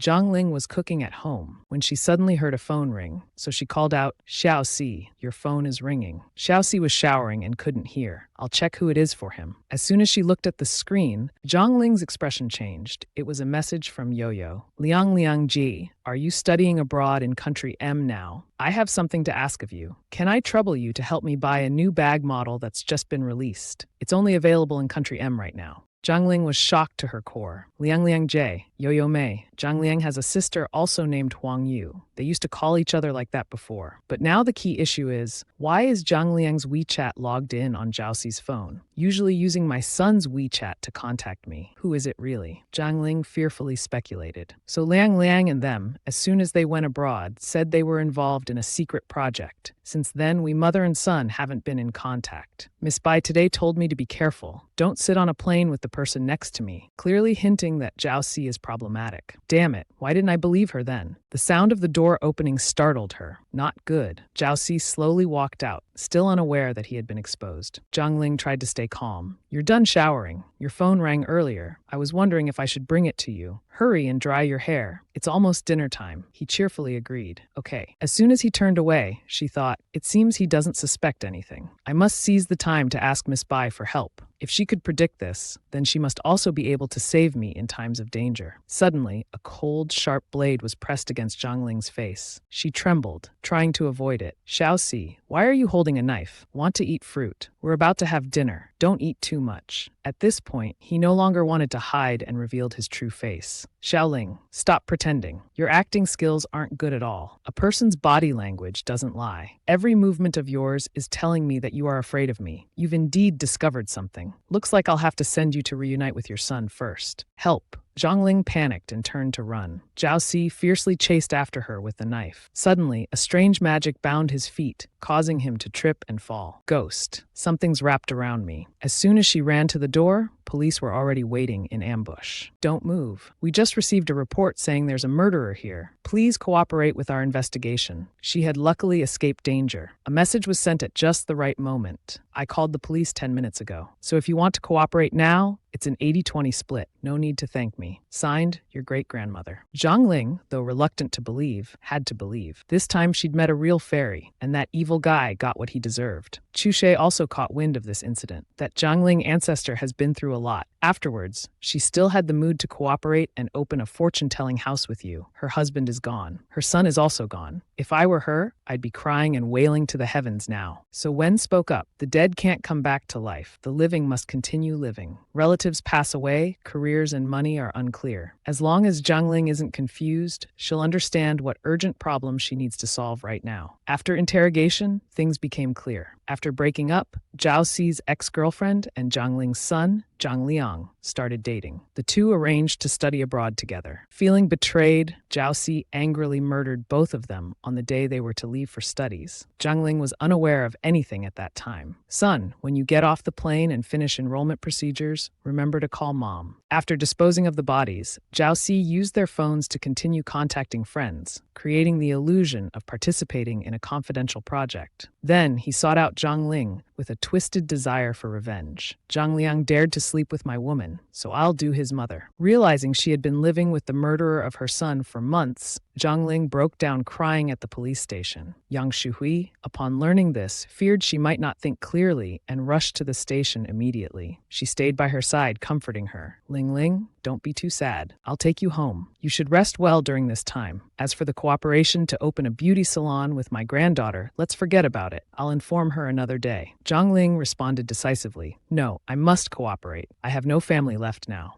I absolutely cannot lose my career. Chushe felt great admiration for the ancestor. You are indeed the ingenious Zhang Ling. She really chose to cooperate. So Wei breathed a sigh of relief. If she couldn't even clarify the situation, I wouldn't need to cooperate with her either. The place where Zhao Xi buried the bodies was in the Eastern City ancient tomb. Tomorrow, the police will go to excavate. The Chinese cultural relics community is shaken again. She accidentally saw an interesting thing titled, Solving Math Problems Today. Let's all work hard together. Isn't this Dong Qingyan? She's live streaming her homework. Her clear voice rang out, thank you, love Yan, for the rocket gift. Let's study together today as well. After the chaotic wedding ended, Dong Qingyan wasn't doing well at school due to the Dong family's decline. Female students envious of Dong Qingyan being the school goddess all turned into vicious demons, coming out to mock her. At home, it was also miserable. Her father couldn't find a new job. Her grandfather had reached retirement age. Her heart condition showed no improvement. A series of blows hit the Dong family in just 2 short days. The Dong family fell into financial crisis. Even if she didn't want to, Dong Qingyan had to take responsibility for supporting a family of 4. A comment appeared. I heard the Dong family of High City went bankrupt. Is that Yan Yan's family? She lowered her head and admitted, yes, but the decline is only temporary. I believe as long as my family and I try hard enough, we will definitely revive the Dong family. My grandmother, Chen Manhwa, also started from scratch. We can't be worse than that. Numerous positive comments poured in. Yan Yan has such strong willpower. Is this some rich beauty falls from grace script? Poor thing. Come let mommy hug you. Qingyan happily waved at the screen. Thank you all for agreeing to help me at this time. Also, thank you for always supporting and encouraging me. I definitely won't let you down. So let's meet again tomorrow at this time. As soon as she turned off the live stream, she let out a sigh. A message from Mr. Zhang arrived. Miss Dong, are you sure you want to sign the gambling contract? The gambling contract can provide you with 5 million yuan as you requested. Within a year, your total broadcast volume must exceed 500 million. Are you sure? While Yan held a beautiful dream for the future, these painful days, I don't want to live another day like this. Moreover, I'm the top sharer in the study zone. Based on today's pitiful live stream, the viewership and gifts exceeded the app's peak. The college entrance exam is coming soon. The number of study live stream viewers is rising rapidly. This contract for me shouldn't be a big problem. I agree to sign. She typed the reply and sent it. The next day, High City continuously exploded with countless major news that shocked the nation. At first, it was just solving a murder case. The police, based on the killer's testimony, went to the outskirts of the city and found numerous victims' bodies. Suddenly, someone discovered something. These are copper coins. Could the deceased have had a hobby of collecting antiques, officer? Something else was dug up. I think we should have the archaeological team and Cultural Relics Bureau come here. At the same time, at the Dongcheng Convention and Exhibition Center, Mr. Li sneered. So, Chairman Zhao, you're voluntarily withdrawing from the bid for this Chengdong land. That's good. Women should know their place. You'd lose to me in the end anyway. Withdrawing now at least saves you some face. Zhou Ying glared at him. Look at this smug little man. What era are we in to still discriminate based on gender? However, winning the Chengdong land in the end, whether it's a blessing or a curse, is still uncertain. Everyone suddenly became frantic. Quick, notify the Chengdong Cultural Relics Bureau. It seems they've uncovered an ancient tomb. It's on that very piece of land they found an ancient tomb. These words struck him like lightning. How can this be? An ancient tomb? Why an ancient tomb? Zhou Ying laughed gleefully. Mr. Li, I forgot to congratulate you on winning the bid earlier. Let me congratulate you now. Take your ancient tomb land that can't be developed and go eat it. Thankfully, Miss Bai told me the truth, allowing me to avoid this risk. I must prepare a big gift for her and Chairman Duan as a thank you when I return. Today's news immediately reported this hot story. In the wasteland of Chengdong, Haicheng, cultural relics were discovered. The archaeological team announced it might be the tomb of the founding emperor of the Great Su Kingdom. Jingye held his head and cried, "How could they discover an ancient tomb? Bodhisattva bless us, Bodhisattva bless us. Please don't let them find any famous texts passed down through generations. I can't handle it. I really can't handle it. Wait, the graduation exam is next month. The test questions must already be set. I'm saved." Fei Hong woke up in a daze. Ancient tomb. Shi Wei must have been right again. Good morning. Her warm voice rang out. I can't believe my eyes. Selfie, am I dreaming? She immediately questioned. Han, did you dream about me last night? Do you often dream about me? Was that spring dream last time also about Duan Feihan? What do you keep dreaming about? He froze in place. It was the real person. He quickly made an excuse. You're overthinking. I dreamed you weren't studying properly. Her face turned pale. Duan Feihan, are you sure you're not sick? Dreaming of a fairy like me? And in your dream, you make me study. Don't you have any other nice thoughts? Are you looking down on me? Feihan silently analyzed the phrase nice thoughts. There were indeed, but saying them now wouldn't be appropriate. He got out of bed and asked, why did you come to find me so early in the morning? Selfie replied angrily, I came to find Duan Tucci. Meeting you was just by chance. The main reason is that the strengthening soup only works for 3 days. Today is the 3rd day, but Duan Tucci keeps hesitating to drink it. I came to Duan's house to urge him to drink it, but never thought he would say. Rewind a few minutes. Tucci gritted his teeth and asked, do you want me to forget you like this? Selfie coldly replied, I'm doing this for your own good. I've already thrown away the medicine you gave me. Whether I'm willing to forget you or not is my business. You don't need to worry about it. At 3 p.m., I'll hold a press conference to announce my withdrawal from monkhood. Rest assured, I won't cling to you anymore. After saying this, he turned and left. Selfie sighed. Well, that's good too. This matter can be considered resolved. Right, Han. Do you have a saltfish account? Feihan thought, how could I not have one? Saltfish is the foundation of the company under me. She winked and smiled. Follow my account. He looked at her confused. AI is as great as God. I remember you don't like studying. Why suddenly do you want to make videos explaining graduation exam questions to others? Just consider it a sudden interest of mine. I want to give blessings to that hardworking kid, Duan Jingye. Just then, Jingye opened his room door. Uncle, let's have breakfast. I think I just heard you talking. Seeing her there, he panicked and shouted, why is Wei Wei in your room so early in the morning? Uncle, you're no better than an animal. He had a headache and ordered, shut up.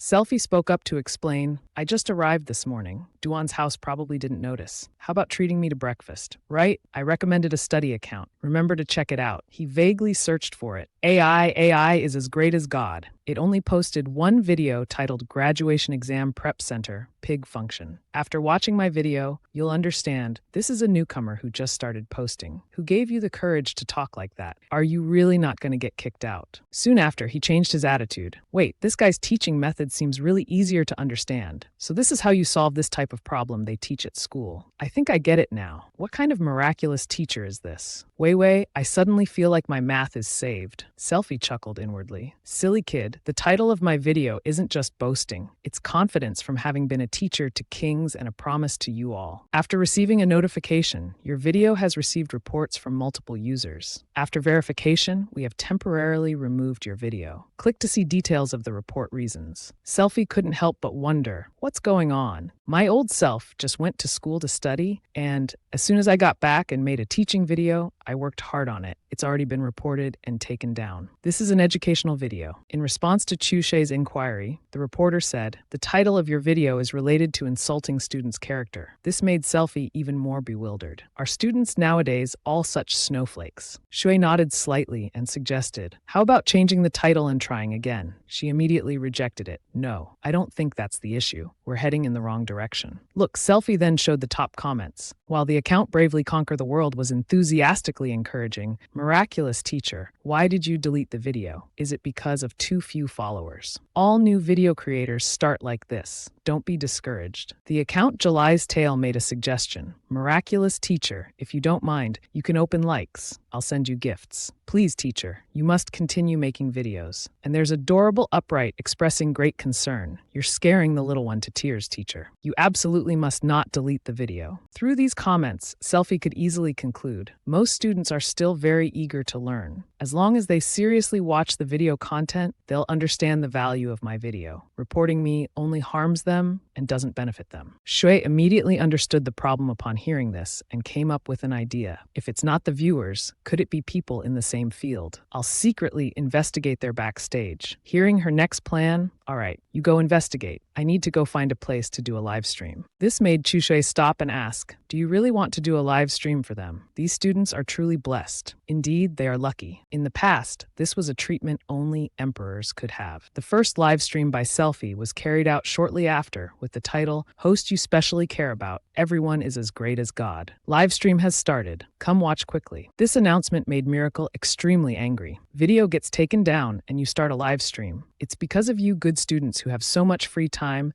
and like to share knowledge for free that classes from small bloggers like us don't sell. Wait, if I could report once, I can report a second time. Selfie's teaching voice was still lively in the live stream. The next step, do we need to assume A equals 1 and B equals 2? Then apply this set of numbers to the formula and calculate, right? Very quickly, we can accurately calculate the values of X and Y. Her teaching method received countless positive comments, typically like, my thought process matches the fairy teacher's. I finally know how to solve this question. The number of people in the live room kept increasing. Fairy teacher, you've saved my life. Then suddenly, a negative comment appeared. The host must have bought fake followers. Solving one question and calling yourself a fairy, ridiculous. Just then, Chue returned with good news. Old ancestor, I found out. The one who reported you is a study area blogger named Senior Miracle. Moreover, he's now reporting your live room too. That comment just now was from his secondary account. Hearing this, Selfie angrily thought, want to do it again. The grudge for my video being taken down after all my hard work hasn't been settled with you yet. Then she spoke up to warn him during the live stream. Senior Miracle, I'm warning you one last time. If you keep reporting randomly, I'll make you see the consequences of jealousy. Hearing all this, he was constantly shocked. Wasn't the report anonymous? How does this newcomer know me? This won't do. If fans find out that warm and generous Senior Miracle secretly used a secondary account to report peers, they'll surely unfollow me in droves. Then I'm done for. I must quickly guide public opinion to make this incident pass. The moment to show his hand speed has truly arrived. His comments continued to appear, trying to justify, host, please don't casually drag uninvolved people into this. Your own words and actions are problematic, yet you blame others for reporting. You're spreading baseless rumors. Please apologize to Senior Miracle immediately. May I ask which school's math teacher you are? Or which 985 university did you get admitted to? Or like Yan Yan from Tonghua, how many International Mathematical Olympiad awards have you won? If none of the above, what qualifies you to host educational live streams? Are you sure you won't hinder students' progress? Can anyone teach now? Selfie, not worried at all, confidently asked back, so you want me to prove that I have mathematical ability? All right, very well, I'll show you. Chushe beside her also expressed excitement. Old Ancestor wants to show her power. Let these foolish humans open their eyes a bit to Old Ancestor's true abilities. Tremble, humans. Being caught off guard, Miracle was startled. He kept blaming himself. What did I suddenly write? Then he kept reassuring himself. This person indeed doesn't have the ability. A little provocation, and they're exposed. But the result was another shock. Oh my God, is the host proving Chen's conjecture? Chen's conjecture. She's actually solving Chen's conjecture. Isn't that the famous mathematical conjecture proposed by the Chinese mathematician Chen Jingxian 800 years ago? For over 800 years until now, no one has been able to prove it. Is this guy brain dead? Someone who can only teach high school math in a live stream like him dares to challenge a globally difficult math problem that no one has solved in 800 years. After she spoke to confirm, yes, it is Chen's conjecture, no mistake. It immediately received a series of similar objections like, fairy teacher, have you been angered to the point of madness? Withdraw your hand, ancestor. This hasn't been solved in 800 years. Curious, she asked aloud why everyone was reacting like this. Is proving this so difficult?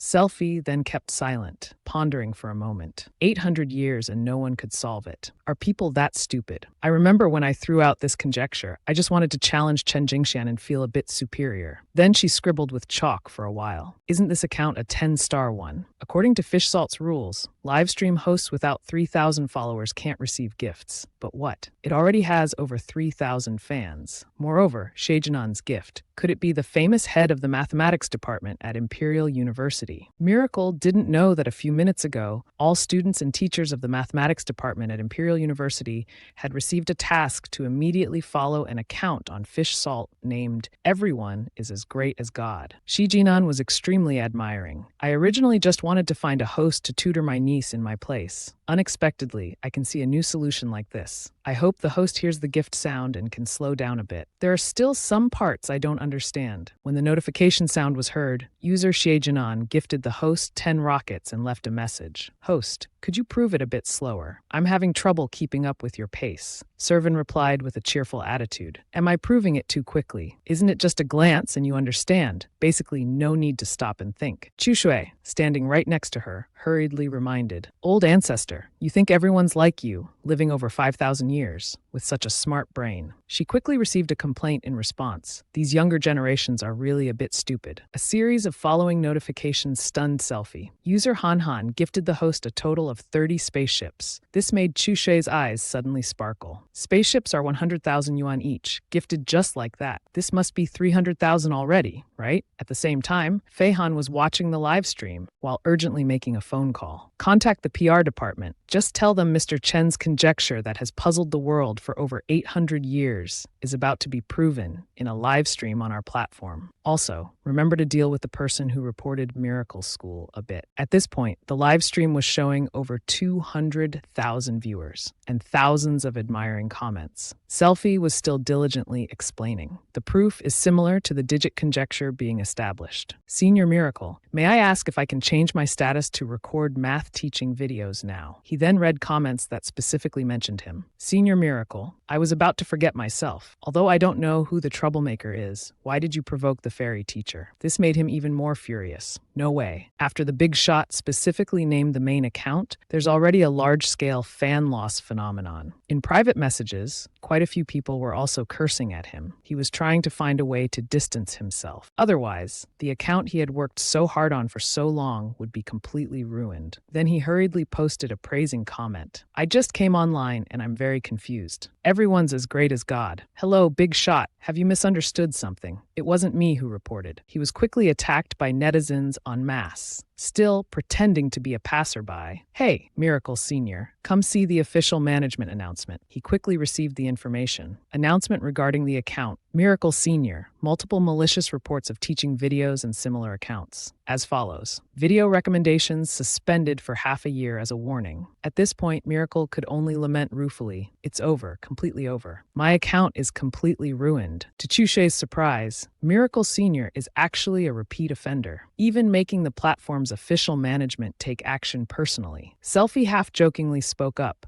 Actually, he should be glad that the official management acted first. Otherwise, if I had taken action, he probably wouldn't even dare to cry now. No one felt sorry for Miracle Senior at all. Tonight in Hua Country, even the world was still buzzing. This information quickly became the hottest search topic with headlines like "Shocking, Hua Country live stream proves Mr. Chen's conjecture." Nearly 100 mathematicians formed teams overnight to analyze whether the proof is accurate or not. The country where the sun never sets. Famous mathematician declares that Hua Country's mathematics has taken the global lead.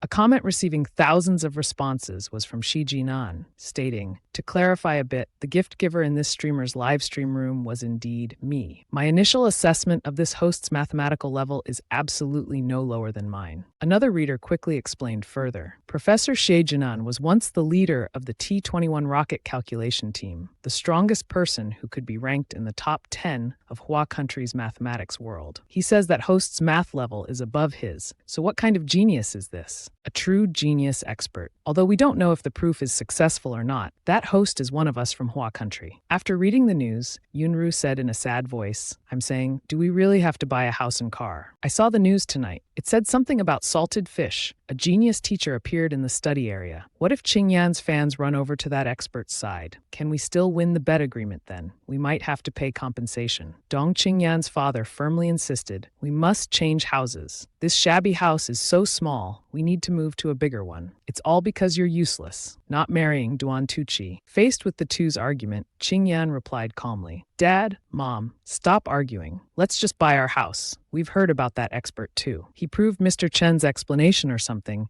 and gained hundreds of thousands of fans overnight, right? But this is just a math expert who suddenly felt like live streaming for fun. What can he do for students taking graduation exams? As long as this expert doesn't have a whim to make high school teaching videos, he won't steal my fans. So we must buy the house. I want those at school who mock the Dong family's decline to see clearly how I revive the Dong family. Dong Qingyan then busied herself packing, unaware that as she spoke these words, in that genius teacher's livestream room, a small side event occurred. After reading the positive comments, Bravely Conquer the World gently left a message, preparing to bid farewell to the genius. The account July's Tale also expressed deep gratitude. A genius teacher must be an expert in the math world, right? Thank you for earlier agreeing to make videos to save us students about to take graduation exams. We cute ones boldly suggest, expert, can you keep teaching high school content? Genius teachers are so hard to find and might soon be gone. Understanding these hopes, Selfie eagerly proposed. Announcement for students. Tomorrow, I'll teach one of the math graduation exam topics, quadratic functions. I'll say it again. If you don't understand, go back and review. Then smiled brightly upon reading a message. The live stream has ended, so Han Han really watched my stream. Thanks for Han Han's spaceship. After receiving the message, he also curiously asked back, you changed my username, right? When? I'm absolutely certain when I followed you, my username was normal. Fi Hang suddenly remembered. Looks like it's time to ask Salted Fish's people to fix the system. Unexpectedly, as soon as he called, he received shocking news. Something's wrong with Duanzong. The news of 3 families withdrawing from the industry after posting has caused a huge stir. Some people who attended the wedding that day leaked some small details to the outside. That day, you didn't know that Selfie on this side was still waiting for a reply. Strange, why did Fihan disappear halfway through talking? It was hard enough to get in a good mood. She still wanted to tease him a bit more. Her eyes were excited, but then disappointed when she realized the new message was from Momo. He was excitedly reporting news. The old ancestor just now saw Duanzong share a link in his friend's circle. Seems like he was also watching a female streamer's live. He even gave gifts worth hundreds of thousands. Momo suddenly thought to himself before about the female streamer giving money to Duanfi. Han was scolded by the old ancestor for so long. Now Duanfi Han has made the same mistake. The old ancestor probably won't continue to use this incident against me anymore, right? Selfie, hearing this, hurriedly exclaimed, he watched my stream and gave me gifts. Little Momo, do you have any objections? Hearing this, he panicked and explained, I don't dare to have any objections. Old ancestor, are you streaming again tomorrow? I'll give you gifts too. He couldn't help but be shocked inwardly. What the hell? Who could have guessed that the old ancestor, living for hundreds of years, would be this trendy, even going to do live streams? After hanging up, Selfie burst into hearty laughter. It seems little Momo is still worried about the female streamer incident. Chu Shui couldn't help but respond, reporting without investigating the background.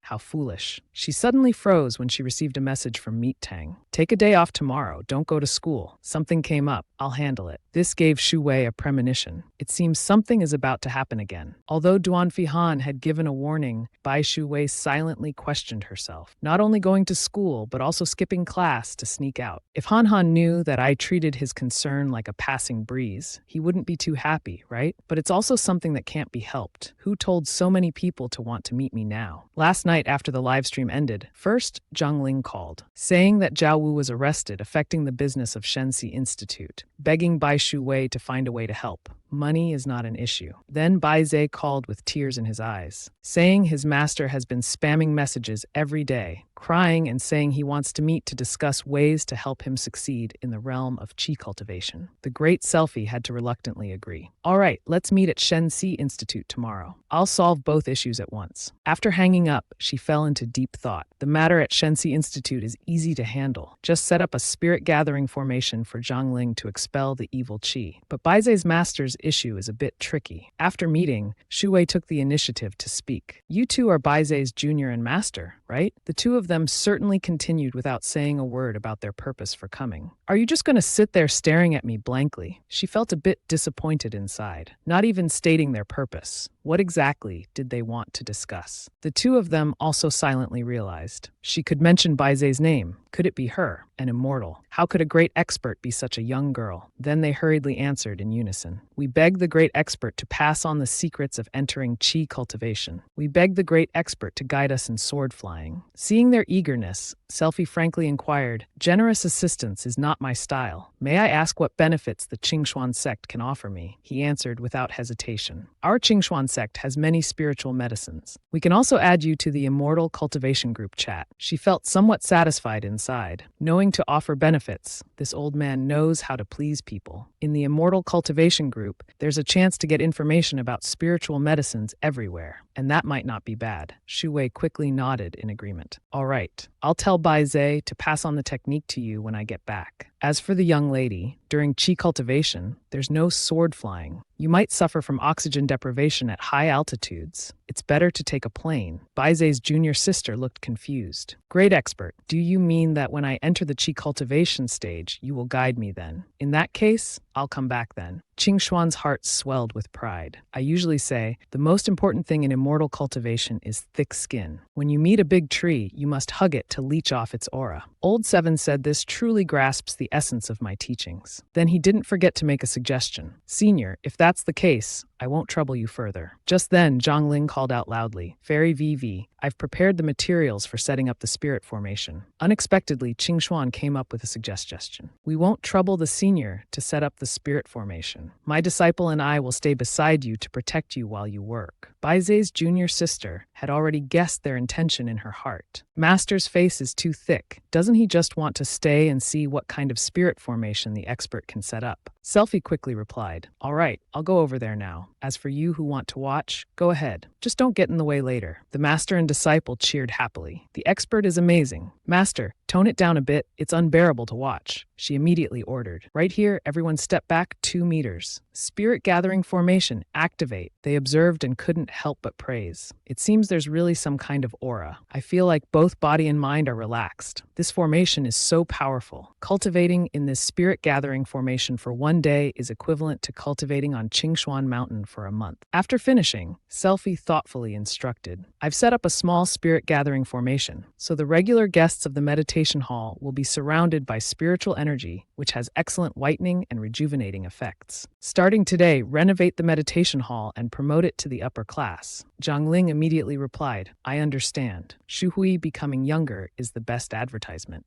She was suddenly startled by a loud voice. Hey, madam, does your meditation hall need a security guard? While Zhangling tried hard to refuse, no, we don't hire older people like you as security guards. Baize's master kept insisting. Madam, please reconsider. I'm the head of the Qingshuan sect. I'm very capable. His disciple felt embarrassed inside. Master is so embarrassing. I really want to throw him away and get someone else. Selfie also shook her head in exasperation. For a small spirit gathering formation, even the sect leader doesn't want to be one anymore. Has it come to this? Thousands of years ago, I used 7 high mountains as guides to set up a 7-star dragon formation, spanning thousands of li, protecting a dynasty for nearly 1,000 years without falling. This spirit gathering formation in front of me is nothing. Is there anyone else in this world who can stand beside me with the same vision as mine? While still immersed in her thoughts, she suddenly heard a call. VV, come with me. She followed him while continuously scolding. Han, you're always not serious about studying, but you're not being serious now either. Isn't this your work time? Unexpectedly, she received an answer as sweet as honey. I feel you're more important than work. Sophie couldn't help but be surprised. I can't believe that in just 2 short days, Han Han's conversation skills have improved so much. Then she stammered and asked, "So what exactly happened? Is the sky about to fall?" "Don't worry, Han Han. Even if the sky really falls, the ancestor will hold it up for you." Fei Han's tone suddenly surprised Selfie. He's really read too many domineering CEO novels. Besides, wouldn't it make more sense if I were the one saying these words? On the way, he kept updating her on the situation. The news of Brother San leaving the industry is getting hotter. Some hardcore fans heard from wedding attendees that, since you appeared, Brother San's mood has changed dramatically. Moreover, when you went to give a gift that day, quite a few people saw you. These brainless fans are blaming everything on you. Even Dong Yunru wants revenge. Those brainless fans are mostly female students with strong bullying tendencies. I'm afraid you'll be ambushed on the road. As predicted, those female fans desperately stood to block the way, causing the moving car to brake suddenly. While Fei Han was showing quite some anger, they're really crazy. Risking their lives to stop a car, Selfie calmly reassured him. "It's okay, don't drive anymore. I, on the contrary, want to see what these brainless fans want to do to me." Selfie immediately got out of the car with a provocative attitude. Her unintentionally revealing action made Fei Han blush. She just spoke, "You guys, are you here to teach me a lesson?" They immediately froze. This person is so beautiful, and her voice is so nice too. How could such a beauty be at fault? The fault must be ours. The opponent used beauty to attack with outstanding effect. The brainless female fans were shouting loudly. "Do you know Duan Tucci has already left the entertainment industry? At the wedding, you and Dong Yunru just reminded yourself not to be seduced by this beauty. Think of Tucci. Think of our purpose." Sophie, not only angry but still persisting, explained further. "Duan Tucci, isn't he already an adult? His decision? Why do you think it's because of me?" The female fans were stammering. "Well,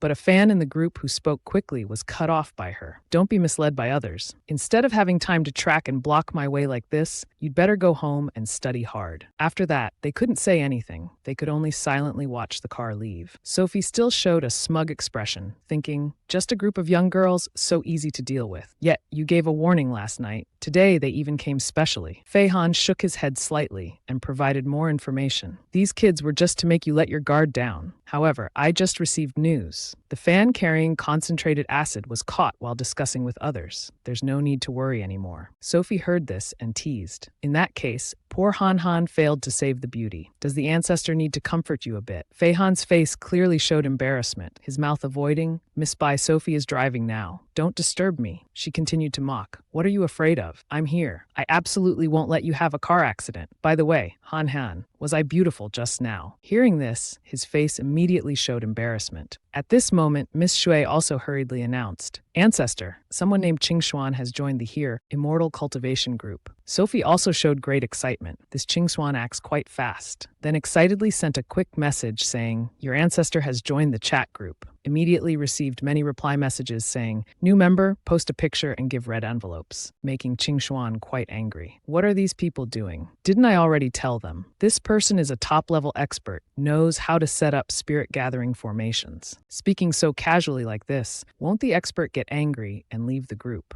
Unexpectedly, Sophie indulged everyone and announced, "Everyone, not many red envelopes. Only sending 20. If you're lucky, you'll get one," making Qing Xuan show determination. "The old one gives red envelopes. Even if my nose is small, it still has flesh. I'll grab one." Then exclaimed in admiration, "Is this the foundation establishment pill I've dreamed of?" Qing Xuan couldn't contain his excitement and immediately inquired, "Senior, I got a foundation establishment pill. Is this the foundation establishment pill I wanted?" This made Sophie pause for a moment. Could there be other foundation establishment pills? Isn't it the spirit pill that once eaten can immediately establish foundation? You guys wait there. I'll fold paper cranes and send them to you later. People moving on the street were suddenly startled by a loud sound. What's going on? Is someone bullying an old person? Bai Zhe suddenly panicked and urged, "Master, please get up quickly. Don't embarrass yourself anymore. Good or bad, you're still the sect leader of Qing Xuan sect." He, disregarding face, spoke loudly. "Disciple, you don't understand. Your master here is so excited his legs have gone weak. For me, a late-stage qi refinement cultivator, living for so many years but unable to find a way to break through to foundation establishment. Now the opportunity is right before my eyes. How can I not be excited? A treasure like the foundation establishment pill. Now that great expert says he'll give it away just like that. This is truly a golden opportunity to revitalize our sect. There's hope now. After sending a message to Sophie, old ancestor, the person with the highest cultivation in these groups, do you have any golden core cultivators? Then admired to himself, indeed, the great expert's realm is truly high, already asking about golden core right away. Sophie had just finished reading Qingshuan's messages. Senior, I'll tell you this privately. Right now, in the entire Huago, it's uncertain if we can find even one golden core cultivator. How could this small group have one? The most powerful person in the group is Hermit Xingshan, but he's gone into seclusion to draw talismans now. He said he wants to sell them before graduating high school to make a large sum of money. But senior, don't be disappointed. The cultivation of the fellow cultivator named Nameless in that group is probably the highest. He can point out the existing obstacles for fellow cultivators in the group. It's just that he doesn't come online for months at a time. Sophie couldn't help but wonder, no way. Not even a golden core cultivator. So this group is full of useless people. Am I, as a max level expert, in the wrong newbie group? But Nameless's avatar seems a bit familiar. Could it be an enemy? While she was still lost in thought, she was interrupted by a call. Old ancestor, quick look. Sophie hurriedly reassured. Snowseeker, don't be afraid. It turned out the screen was displaying countless messages begging for help. She almost laughed as she exclaimed, isn't it just a small hypothesis by Chen Shi? Nothing more. Is there a need to be so excited? Jiang Qiumen's behavior today is really puzzling. But if everyone is so enthusiastic this time, then let's do a live stream today. Snowseeker, prepare a bit. Half an hour later, the number of viewers had reached 10,000. Sophie now confidently continued her lecture. All right, for this part of the knowledge, if you understand, do the exercises to reinforce what you've learned before. If you understand, enter 1. If not, enter 2. Those who enter 2 are advised to go back to elementary school. At best, you'll only get into a vocational school after graduating. Miss Snow also seemed a bit disappointed. These numbers, considering our popularity, really don't match at all. Actually, when we first started streaming, there were many viewers, but they only watched for a few minutes before leaving. This information gave her an idea. Perhaps they came to watch initially just for fun. If it wasn't fun, they left. Among those who stayed, some were genuinely here to learn. Others were just curious, wanting to see how someone who solved a math hypothesis would teach high school math. Miss Snow also quickly added, moreover, just now it was announced that Nanyan also started streaming. The number of online viewers is increasing rapidly, almost rivaling yours now. Unexpectedly, Sophie remained very calm and made a request. All right, let's continue with the next part. It's fine. Those who've tasted delicacies won't like boiled cabbage. Those fans of Dongqingyan will sooner or later understand who really hosts a truly useful learning stream. After reading comments from netizens saying, this is a waste of talent, a waste of talent. Host, how can you be teaching high school math? I can't accept this. Host, you should be the hope of our country's mathematics community. You should go to university, to research institutes. How can you be here neglecting important matters? Sophie immediately responded without hesitation. First, I don't think teaching eager students is neglecting important matters. Second, I'm just a new video host, a very ordinary learning area. Is the live stream manager here? Please return the gift to the person who just gave it. The relationship isn't right. I can't accept their gift. Immediately, another announcement rang out. System reminder. Live stream manager Han Han is now online. System reminder. User, I just can't believe you don't value talent has been banned from chatting. His action made her wonder. At this time, shouldn't Duan Fei Han be busy dealing with the news of his brother leaving showbiz? Why does this future villain boss have so much free time? At this moment, beside a steaming cup of coffee, he was still intently watching Sophie's live stream. Duan Jingye also kindly reminded him, giving gifts and being the live stream manager. Fourth uncle, you really care about Vivi. But in my opinion, with your current methods, the chances of pursuing Vivi are still almost zero. Under Fei Han's attentive gaze, he hurriedly explained further. Fourth uncle, I mean, before when Vivi received the house my dad gave her, she didn't even blink an eye. This shows she doesn't value material gifts. If you want to give gifts, you should pay attention to the small things in daily life. Hearing this, Fei Han eagerly inquired, Tell me more specifically. This made Jingye explain excitedly. Fourth uncle, don't you see Vivi has been talking for so long? Isn't she thirsty? If I were you, I'd immediately take out my phone and order bubble tea. Send snacks and treats over there to check on her. Don't think this action is insignificant. Girls are moved by small gestures, you know. He suddenly fell silent, pondering. But Sophie doesn't seem to have anything she particularly likes. That's right, she likes that. I know what to order for her now. After announcing the end of the live stream, Sophie suddenly heard a notification for a new message. It was from Fei Han saying, "You've worked hard. I've ordered some food you like. It should be arriving soon." His small gesture made her heart flutter. She never expected Duan Fei Han to be so thoughtful. Although she had long since transcended the need for food, the feeling of being remembered by someone wasn't bad. Soon she heard the delivery person calling. "Food delivery for Miss Bai. Can you sign for it?" Di Chen nodded in confirmation. "Yes, you can give it to me." But a second later, the smell of the food made her so uncomfortable she let go. Cao Tuet immediately rushed over, exclaiming, "My fried chicken," making Sophie shake her head in exasperation. Then she suddenly realized, smelling fried food makes you nauseous. Looking at Aunt Tran's symptoms, could she be pregnant? It seems the 2 rooms of the Bai family will be in chaos again. Cao Tuet, now with a full stomach, said with a smug expression, "So delicious." Sophie saw this and jokingly scolded, "You've done it now. You ate the food Duan Fei Han sent for me." Hearing this, it intentionally tried to cover up. The old ancestor doesn't like fried food anyway. Tuyet Cow here is just not wasting food. But on the contrary, she felt disappointed inside. People in the cultivation world prefer light meals. It's true they don't like fried food, but this fried chicken was something Duan Fei Han actively gave me. I can't believe I care about this. How silly. Tuyet Cow then expressed curiosity. "Old ancestor, it's so late. What else do you want to do?" Unexpectedly, she received a surprising answer. "I'm going to find Duan Fei Han and demand food." After she slipped into the bathroom, Fei Han was busy scrubbing himself when he was startled by a voice. "Han Han, why is it that every time I sneak over here, you're always in the shower?" He looked at Sophie in shock for a moment. Then he sighed. "Why are you here again?" Unexpectedly, he saw her actively tease, taking a hot shower. "Looks like Han Han isn't having wild dreams, huh?" He hurriedly pretended to be sulky to hide his own embarrassment. "You've come to find my brother again, and conveniently dropped by to see me." Sophie calmly pressed on. "Han Han, are you unhappy because last time I specifically came to find Duan Tuchi? Darling, this time I've come specifically to see you. Han Han, are you feeling a bit better now?" Sophie gently stood on tiptoes and leaned against Fei Han, making him flustered for a while before curiously asking, "Did you receive the food? Did you like it?" Her expression suddenly turned coy as she explained, "Han Han, did you perhaps misunderstand my eating habits? I don't like fried food. Everything you bought was eaten by my pet." Thanks to that answer, he finally realized. So all the fried food before was Sophie preparing it for her pet. All this time, I've completely misunderstood her preferences. Unexpectedly, she used both bold actions and playful words. "My taste is exactly like yours, Han Han." That statement left him dazed for a while. She knows my taste. It turns out she understands me better than I thought. Meanwhile, Sophie was secretly pleased. As someone who's read the novel, I know the future villain's setup better than anyone. Small details like eating habits are absolutely correct. Then Fei Han suddenly made a suggestion. "You don't need to come tomorrow morning." This made her truly curious. Why suddenly bring this up? Such mood swings, as expected of a future villain. But Sophie didn't know that in Fei Han's heart, there was worry. "Tonight, I'm sure I'll lose control again and dream of meeting her. If she comes again, she'll definitely catch me at 5 a.m., unable to sleep and taking a cold shower." Then his voice suddenly turned serious. "So why have you come to find me now? In the last live stream, your explanation of Chen's speculation received a very high view rate and many gifts. If you're here to discuss revenue sharing." Hearing this, Sophie quickly interrupted.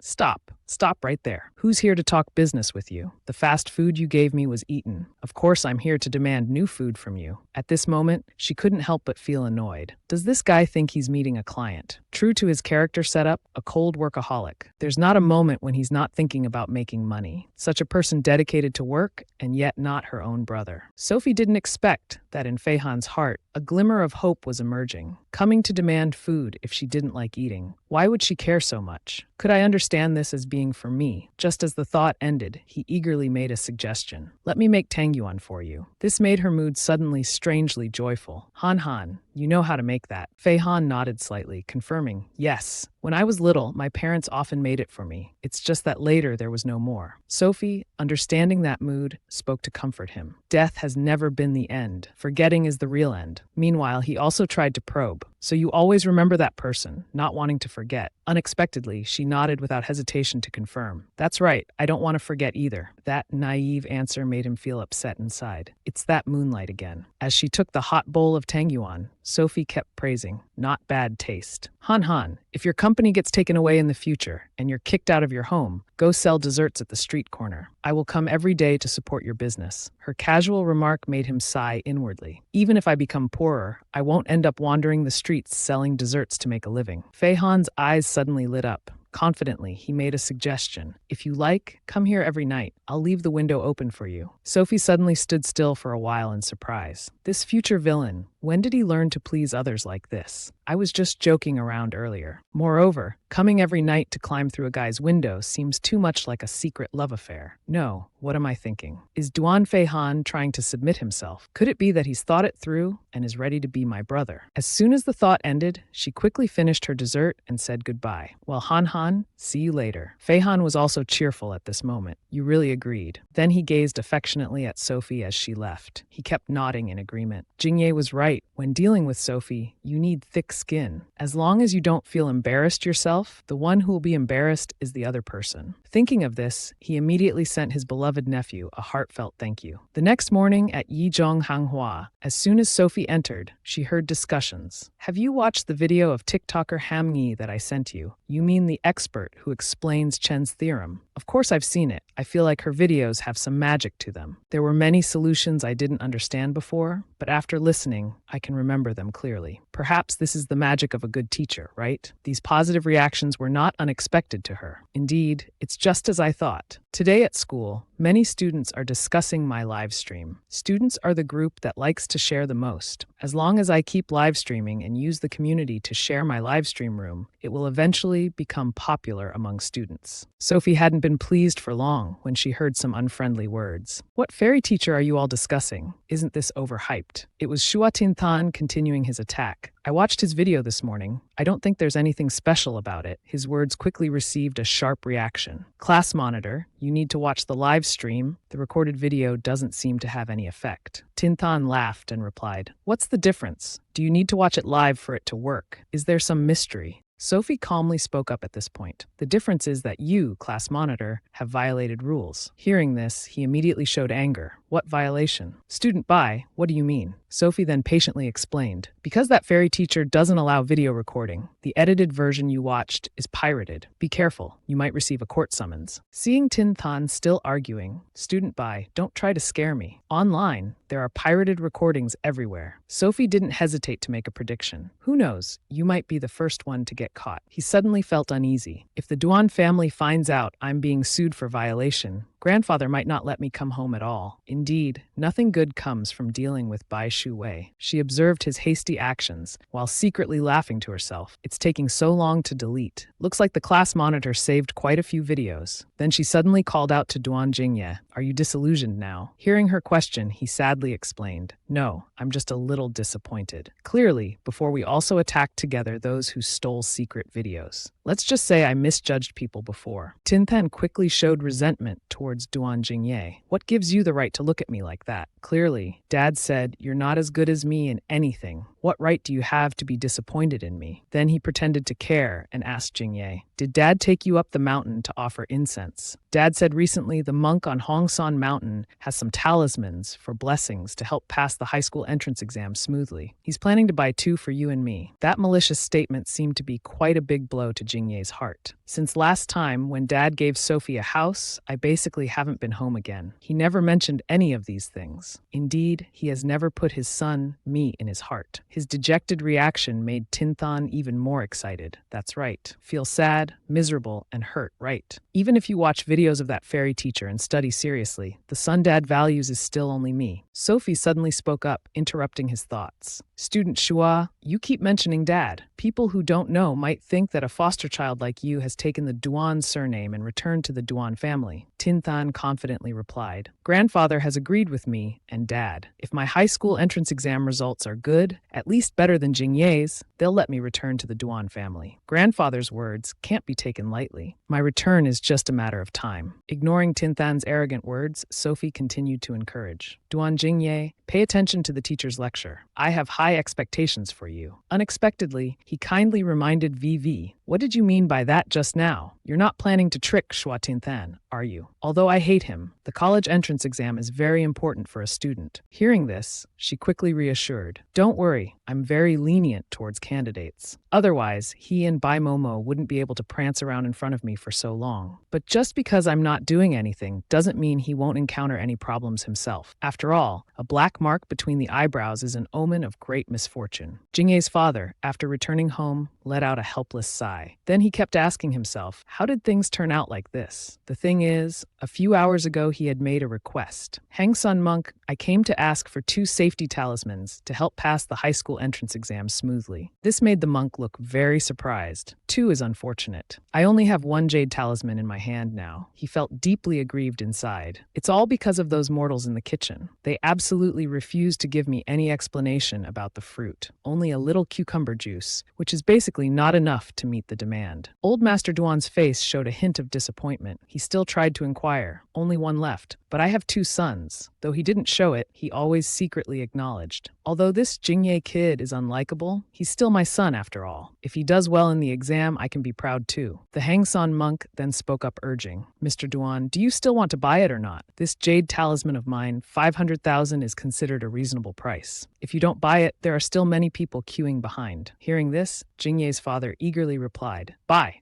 I'll buy one. He held it in his hand while constantly sighing. This talisman is made from jade, white jade on the outside, but inside it has green veins. 6. Although the external quality isn't very good, polished into a teardrop shape. Such a good item, why must there only be 1 left? What should I do now? Palm or back of the hand, they're both flesh. The jade talisman helps pass the high school exam smoothly. Who should I give it to? After hearing the door open, he anxiously asked, Tinthan, why are you home so late? Why don't you come home early to prepare for the exam? He also exclaimed happily, Dad, you're home. I went to the camp to visit Mom, told Mom that in a few days I have to take the high school exam, and told her not to worry about me. Hearing his son say that, he suddenly felt compassion. That's right, Tinthan's mother is in prison now. The boy now only has 1 parent, me by his side. Moreover, if this time Tinthan's high school exam results aren't good, I won't have a reason to convince the old master to let the boy return to Duan family anymore. After pondering for a while, he decided to hand over the precious item. Tinthan, this is a protective jade talisman that I sought for you. Remember to wear it during the exam. You'll surely achieve good results. He then pretended to be innocent while probing. Thank you, Dad, but why is there only 1? Where's Tindaz? Then he quickly received the expected answer. With that boy's grades, this would be wasted on him. It's enough that you have it. In a few days, I'll give him something else.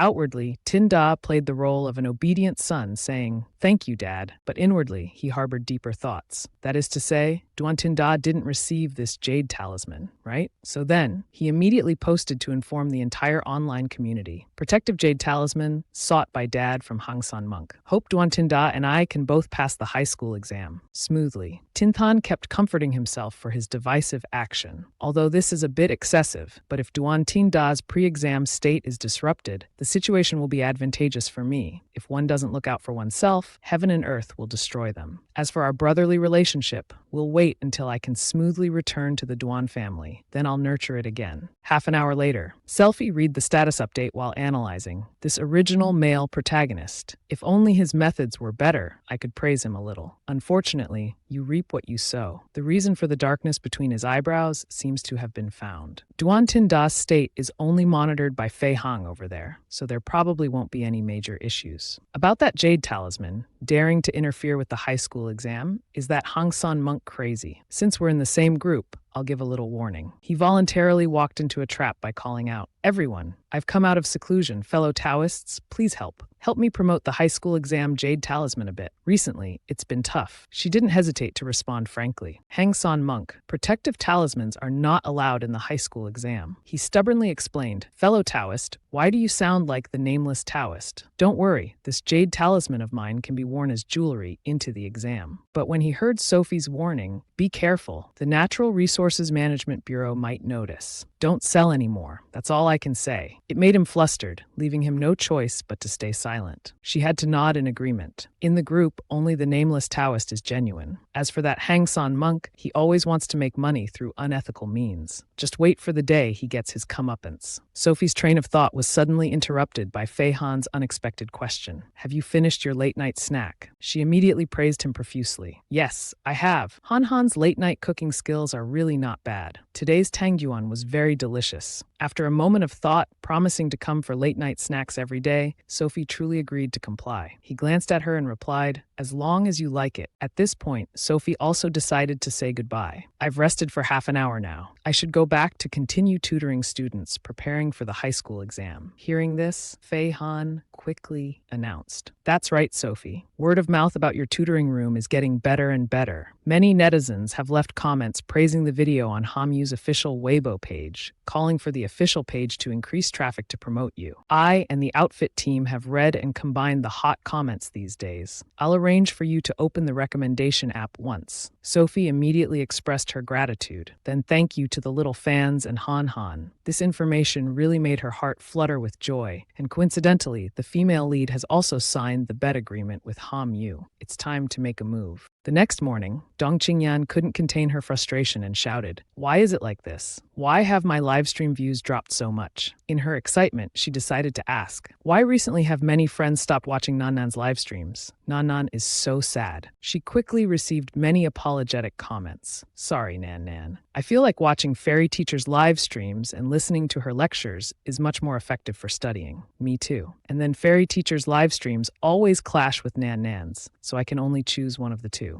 Understanding the root of the problem made Dong Qingyan feel extremely aggrieved. It's related to that fairy big boss again. What should I do if I still can't find a way to solve this? If I can't fulfill the bet agreement, the compensation will kill me. At this moment, Sophie also quickly grasped the situation. Her heart was filled with joy. Great, now the pressure is on the female lead. What will you do now, Dong Qingyan? I'm really looking forward to it. At this time, Fei Han was also very curious when he received a strange call. Hello, may I ask who this is? The voice on the other end was urgent. Fourth young master, it's me, Qingyan, Dong Qingyan. He was also surprised in his heart. I thought that after third brother refused the marriage with the Dong family, the bond connecting the relationship between the two families had been severed. Then he calmly replied, What's the matter? Fei Han's cold attitude made her feel a bit uneasy. Why does fourth young master's voice sound so indifferent? Doesn't he hear my sorrow and helplessness? After hesitating for a moment, Dong Qingyan lowered her voice and pleaded, Fourth young master, can you help me? You probably know that I have a bet with Hamu Corporation. He didn't mind admitting, I do know about the bet. I also know that Hamu Corporation has provided support to the business and given you a lot of materials, but the results weren't as expected. As a businessman, I only care about benefits. A businessman like me only cares about profits. Miss Dong, instead of crying and begging me for help here, you'd better think about how to fulfill the agreement. Her voice then uttered in desperation, You mean you don't want to help, fourth young master? What would fourth young master do if the person facing difficulties today was Sophie? Would you also be so cold and tell her that businessmen only care about profits? Fei Han confidently asserted that he wouldn't, because in his heart he was certain of one thing, she wouldn't face such difficulties. Sophie's words echoed in his ears. Han Han, this is a dream. Wake up quickly. Han Han, don't worry. Even if there were 100 more people, I could crush them instantly. Or should I enter your dream? Are you happy now? Just thinking about this, he unconsciously smiled. He didn't hesitate to admit, Sophie is even stronger than me. Before hanging up, Fei Han didn't forget to send a reminder to Qingyan. Miss Dong, don't call me again in the future. Her thoughts now were of disappointment and resentment. Fei Han, when I needed your help the most, you pushed me into the abyss, trampling my sincerity under your feet. I've liked you for so many years. Why do you treat me like this? It seems I can only rely on myself now. My traffic dropped because of that fairy teacher. If I want to solve this problem, I can only start from her. While Sophie was having some relaxing time with Chu Shui, she was interrupted by an incoming call. Chu Shui saw it and exclaimed excitedly, Old ancestor, Dong Qingyan is calling again. If I count, this is the third time already. Old ancestor's phone has been too busy these days. Sometimes it's large educational institutions trying to recruit you. Now there's this persistent Dong Qingyan. I really can't figure out why she would call you and for what. Sophie calmly offered an analysis. That's why I told you to transform into a human early. A hamster's brain isn't as effective as a human's. Fei Han is a ruthless money-making machine without human emotions. He won't help Dong Qingyan carry out the activities in the bed agreement at all. Her only option now is to find the expert who stole her traffic. Chu Shui's eyes suddenly lit up as she offered a rebuttal. How is Fei Han ruthless? A few days ago, he specially bought me fast food. I'm actually suspecting that I might be Fei Han's dream hamster. These words made Sophie pause for a moment. Then she gently admitted, "You're not wrong. Han Han is indeed caring towards the old ancestor." Both of them were startled again when the phone continued to ring. Chu Shui couldn't be patient anymore and eagerly made a suggestion. "Old ancestor, what should we do about that Dong Qingyan? Should we put her on the restricted list?" Sophie shook her head slightly and replied, "No need, just drag her along for a while and it'll be fine. I'm actually quite looking forward to it. This female lead, I wonder what beneficial proposal she can come up with to persuade me." At this moment, Qingyan was burning with anxiety. How could she not answer the phone after more than half an hour? Could it be that the phone number Director Han Yu sent me was wrong? After unexpectedly getting a response, she kept pondering. They answered. The voice sounds so young. Just can't tell if it's male or female. Curiosity prompted Qingyan to speak up. "May I ask if you are the fairy teacher? I am a streamer, top in the field of fairy tale learning, Nana. I'd like to invite you to collaborate for mutual benefit. I wonder if that would be possible." After hearing the question, "But why should I agree to live stream with you?" Dong Qingyan patiently explained. "It's like this. Because the Dong family went bankrupt, I had no choice but to sign an agreement with the platform. But recently, the popularity of my live room has decreased a bit, even affecting the completion rate of the agreement. And all of this is because of your live room. I'm not only about to take the college entrance exam now, but I also have to support a family. I beg you, can you help me? Just consider it as taking pity on me. Let's do an activity together to return my traffic." Hearing these words made Sophie even more disgusted. Blaming others for one's own mistakes. Is this female lead's brain not functioning properly? Then she immediately replied coldly, "But what does your miserable life have to do with me?" As soon as she finished speaking, Sophie felt a bit guilty. No, it seems there actually is a connection. After all, I'm the one who caused the Dong family's bankruptcy. At this moment, Dong Qingyan was also confused and wondering, what's going on? I've already said how difficult my situation is, and the other party, being a teacher, shouldn't they, upon meeting a student in such difficult circumstances, be quite compassionate, actively reach out to help? Why is there not even a bit of emotion? Sophie gave her a glimmer of hope by asking if there were any other reasons. Qingyan quickly seized the opportunity and eagerly replied, Yes, teacher. Teacher, it's possible that I understand the skills for answering college entrance exam questions better than you. I know you're a math expert. After all, human time is limited. One can't have the time and energy to research and master all subjects. But I'm a student, and I have to study other subjects. Perhaps I can share the pressure of other subjects with you. Sophie kept mocking inwardly. Time, the one thing the old ancestor doesn't lack is time. Based on this, she immediately made a rebuttal. It seems Dong, the great streamer, doesn't have time to research the background of the person you want to collaborate with, huh? You can check my newsfeed to see. After looking at the schedule arranged scientifically with a full live streaming schedule for all subjects, Dong Qingyan couldn't help but feel admiration. This is a true master of time management. Really, I want to know the exact age of this immortal teacher. To master so many subjects, even in 100 years, I couldn't learn it all. Did everyone notice there's no literature? That's right, there's no literature. What the hell? This immortal teacher is almost all-rounded. Does this mean that in the future, my live streams can only talk about the useless and least watched subject of literature? If that's the case, then I definitely won't be able to complete the task of the betting agreement, right? Reading these thoughts made Sophie feel a bit uneasy. The imagination of future generations is too wild. Wanting me to go against my conscience to teach these students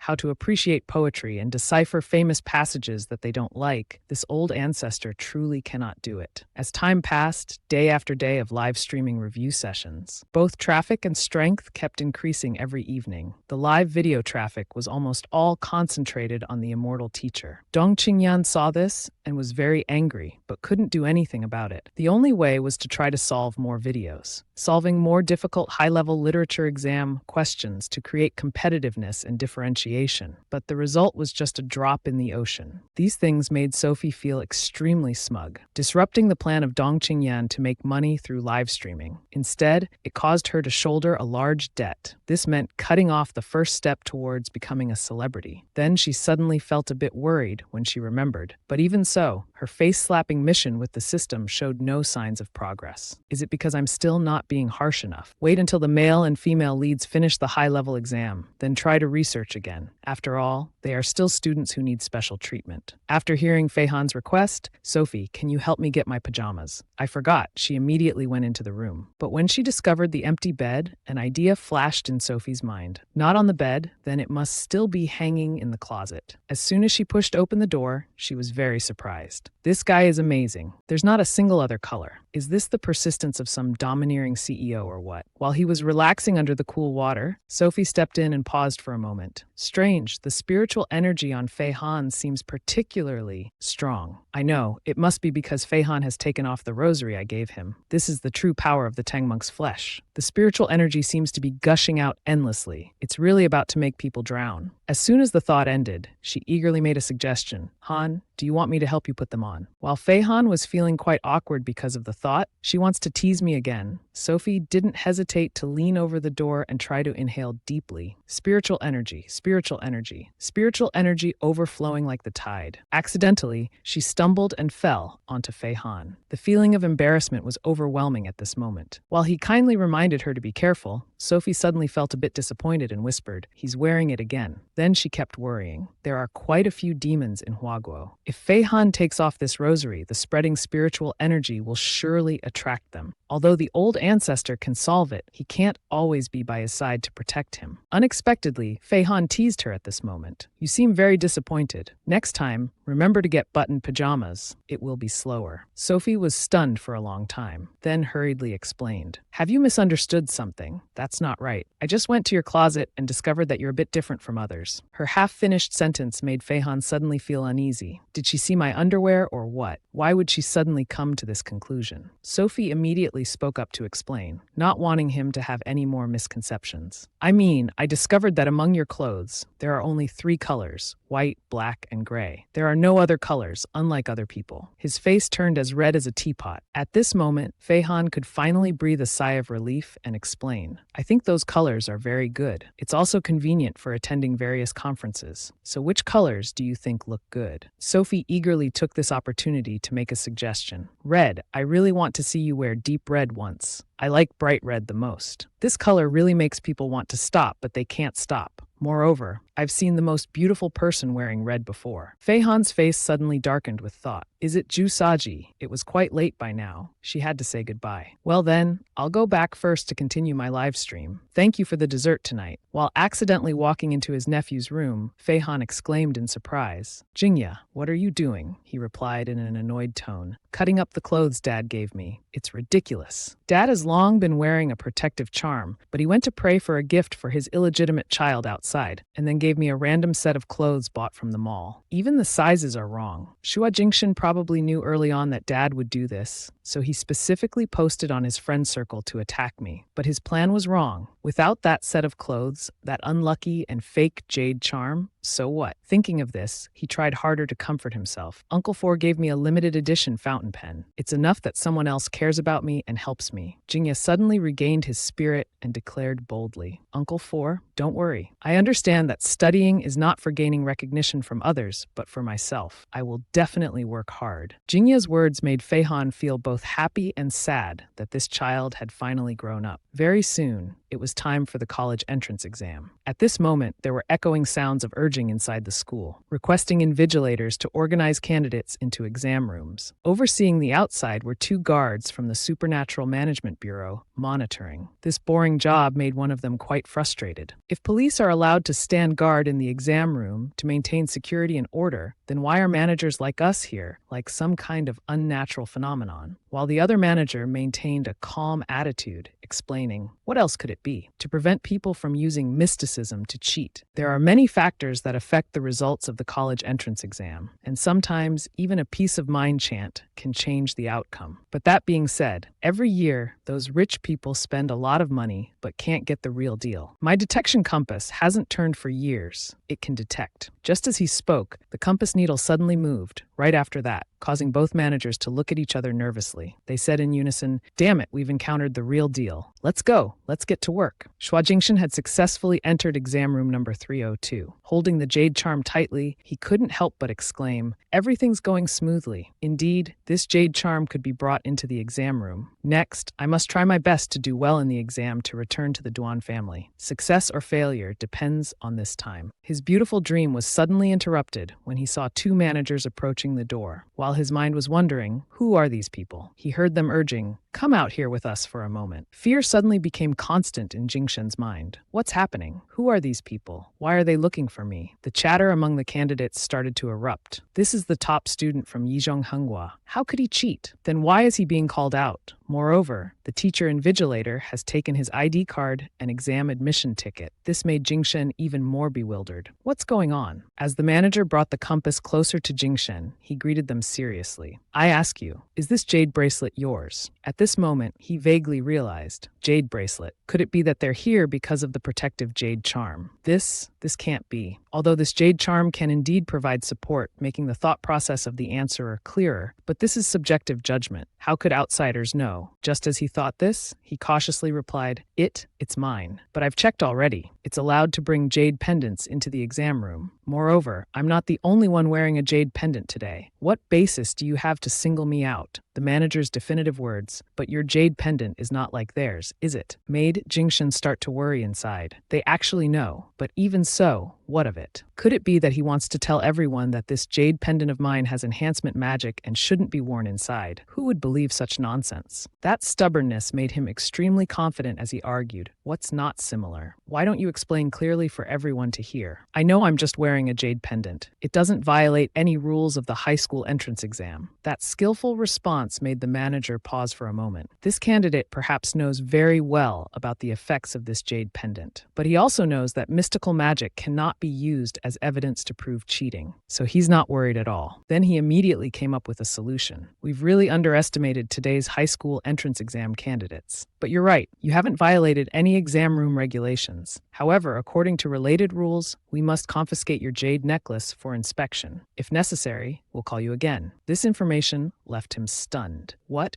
does this mean? Could it be they plan to deal with it at an appropriate time? Is it possible I might still get caught? How? How can this be? After the tense exam period, the next signal sounded. The exam time is over. Candidates are required to stop writing immediately. If any candidate is still continuing to write, invigilators should stop them promptly. The atmosphere in the schoolyard became lively and bustling, with laughter and chatter. Only Jingshen was taking heavy steps alone. In the distance, he saw his father's figure enthusiastically waving and calling, "Jingshen, over here, son. Jingshen, how did the exam go? I just heard from Jingye that the difficulty wasn't high, so for you it must have been easy, right? Jingshen, where's the jade necklace I gave you?" His father's rapid questioning had reached Jingshen's limit of endurance. It made him lose control of himself and cry out, "Dad, the jade necklace you gave me was confiscated by the invigilator, and what's more, they said they'll call me later to assist with the investigation." Encountering something like this, how could I be in the mood to take the exam? Even in the essay, I was just a small part away from finishing. What should I do? What should I do? Sensing his son's anxiety, he immediately tried to console him. "It's okay, son. It's just literature. It won't affect your score much. There are still other subjects. Just try your best in those." Witnessing this dramatic scene between father and son, Jingye's mother couldn't help but shake her head in exasperation. The weak always like to find excuses. Jingye, seeing this, curiously asked, "Sophie, why did they confiscate his jade pendant? In our exam room, some people wore jade pendants too, but they weren't confiscated." She obviously knew the truth better than anyone else and smugly mocked. Jade pendants without any effect can be worn. Jade pendants with effects, of course, can't be worn.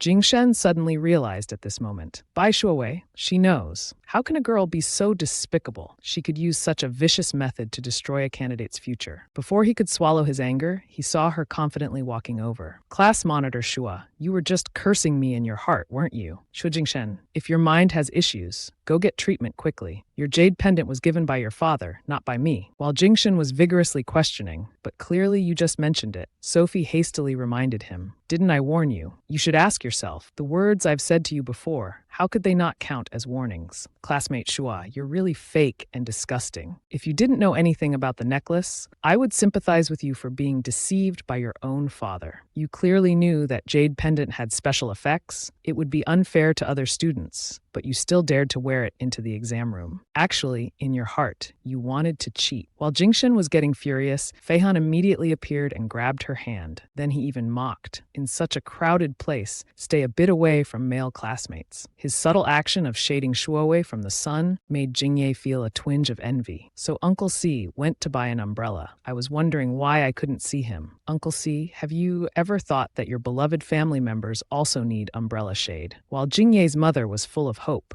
this classmate Bai has fought several times with the stepchild to protect Jingye. Could she really be my future daughter-in-law? It seems it's not impossible. Before leaving, Sophie didn't forget to mock one more time. Han Han is back. Looks like there's no time to continue enjoying class monitor Shua's trembling defensive posture. Nevertheless, he remained calm and self-satisfied. Classmate Bai is joking. However, I don't want to cheat. I'm just taking advantage of everything that can be taken advantage of. Every time you open your mouth, you taint others' purity. As soon as Jingye finished speaking, he appeared weak. Dad, let's go ahead. Although he felt a bit awkward, he still strongly advised, all right, let's go home for dinner first, son. If you want to drive, don't let the words of some people affect you. His callous action made Jingye's mother quite upset. This man's mind is all on the sea. Jingye, ignore him. Mom will take you and Weiwei out to eat. He immediately showed a firm attitude. Yeah, it's good that Dad doesn't care about me. Weiwei said there's a silver lining in every cloud. Hearing this, she hurriedly urged, you've only known her for a short time and you're already listening to Weiwei. Hurry up and hold the umbrella for Weiwei. Jingye was both embarrassed and angry. He tried to find an excuse. Uncle C is already there. Why should I go? Besides, if I go, how can I attend the afternoon exam? At this moment, Feihan also took the initiative to speak. Sister-in-law, let's talk. Sister-in-law, could you have misunderstood something? As soon as he asked, she confidently asserted, misunderstand what? I can only see that our Jingye likes Weiwei. This silly Jingye is quite simple, but he has good eyes. Her misunderstanding almost made Feihan laugh. Sister-in-law, is it possible that the one pursuing Sophie is me? His serious question received a frank comment. Laosi, with your appearance, you're pursuing her. I thought those actions of yours were just an elder taking care of a junior, blessing the junior. Jingye is even more enthusiastic than you. The unintentional words of his sister-in-law helped him realize something. Is that not clear? Indeed, quietly protecting is not enough. I should be more proactive. It was now the afternoon of the second day of exams. As the final bell rang, students poured out like water. Jingye was walking beside Sophie with a confident expression. Weiwei, I think I did well this time. Your live stream really helped a lot. Both suddenly paused for a moment when they unexpectedly received 2 fresh bouquets. It was Jingye's mother who had prepared them, along with a warm greeting. Congratulations to both of you on finishing the exams and entering a new phase. Outwardly, Sophie was showing gratitude. Thank you, Aunt Yang. But inside, her emotions seemed to have hardened. Although I'm very grateful for this blessing, I don't know how many times I've taken exams. It really doesn't lift my spirits. Sophie quickly noticed a familiar figure. It was Feihan, looking mature and elegant. He approached empty-handed, which she couldn't help but point out. Little Han, don't you have anything to show? Aunt Yang has already given us flowers. Her casual remark simply came from a train of thought. I should tease this workaholic to cheer him up a bit. Unexpectedly, he had a cheesy reaction. He gently took Sophie's hand, then slowly placed a soft kiss on it. Little troublemaker, congratulations on finishing the exam. Sophie was momentarily stunned by this. Even Jingye's mother was surprised by his action. Was Laosi stimulated by my words yesterday? He's being so bold as soon as he arrived today. Sophie was finally pleased by the romantic gesture. The future villain has changed his ways, but as long as he has spirit, it's fine. This old ancestor has always liked spirit. Wait, something doesn't seem right. As soon as the thought ended, she exclaimed, Han, I meant to say earlier, you're addressing me wrong. It's not little ancestor, but old ancestor. Feihan quickly gazed deep into her eyes, flashing a determined smile. But what if I want to call you that? Sophie froze like a statue upon hearing this. Is Feihan asking for a special privilege? Why is his image becoming increasingly different from the villain in my memories? The conversation between the two was suddenly interrupted by Jingye. All right, Uncle C and Weiwei, stop talking. My mom says she's booked a table to celebrate. Let's go quickly. Before Sophie's proactive suggestion, Jingye said, Uncle C and I are discussing important matters. Don't interrupt. He still firmly objected. No, I'm starving. Let's go. Go. Faced with his troublesome nephew, Feihan could only shake his head in exasperation. Imagining Jingye's shameless behavior, I should probably try for a long time. That evening, the news program dedicated a large portion to cover the information. The National College Entrance Exam officially ended. A TV reporter was interviewing some students at the exam site. Most of the interviewees believed that this year's exam wasn't easy, but because of the fairy teacher's live stream, I feel I did better than other students this year. The scores this year might be a bit higher. Upon hearing this, Jingshen's father angrily turned off the TV. Those experts clearly said this year's exam would be harder than previous years. How can everyone do well? I know about that fairy teacher too. Isn't she just an internet celebrity? Jingshen, you're overthinking it, son. Based on your usual performance, there shouldn't be any problem. He understood the excessive expectations and suddenly felt frustrated at being unable to explain. Dad, you don't understand at all. Because of the jade pendant, I've been uneasy these past 2 days. In this state, I couldn't possibly perform well on the exam. If others did well, then I'm doomed. Suddenly, there was a loud voice outside. Open up. Delivery. Jingshen's father walked to open the door, saying, Jingshen, did you order something recently? Then, he suddenly shouted in alarm, Who are you? Jingshen quickly recognized them at a glance. It was the men in black who told him to leave the exam site. Could it be that I'm really going to jail for cheating on the exam? Am I being arrested? At this thought, he became so anxious that he fainted. This startled his father, who cried out in shock, Jingshen, Jingshen, what's wrong, son? Don't scare me. What do you want? Don't you know this is a society ruled by law? The man restraining him quickly responded, You know this is a society ruled by law. I thought you didn't know that. Jingye's father was quite taken aback by the answer. I'm a member of the Supernatural Management Bureau, in charge of managing affairs in China. According to current laws, we indeed can't punish ordinary people who want to exploit loopholes like you. But daring to interfere with the college entrance exam's fairness, that we can handle. Tell me right now, where did you get this jade necklace? In his remorse, he still harbored ill intentions towards his own flesh and blood. Originally, I got the jade to protect Jingshen. If I had known, I would have given it to Jingye during dinner that night. Jingye still couldn't rest as he was busy rejecting fans. Classmate, you're a good person. I'm sorry, but right now I'm not thinking about romance. Thank you for your affection. Let's remain good friends in the future. This annoyance made him sigh out loud. The graduation exam just ended, and they're already calling to confess to me. Being loved by so many girls is really troublesome. Jingye's mother took the chance to hint subtly. That's right.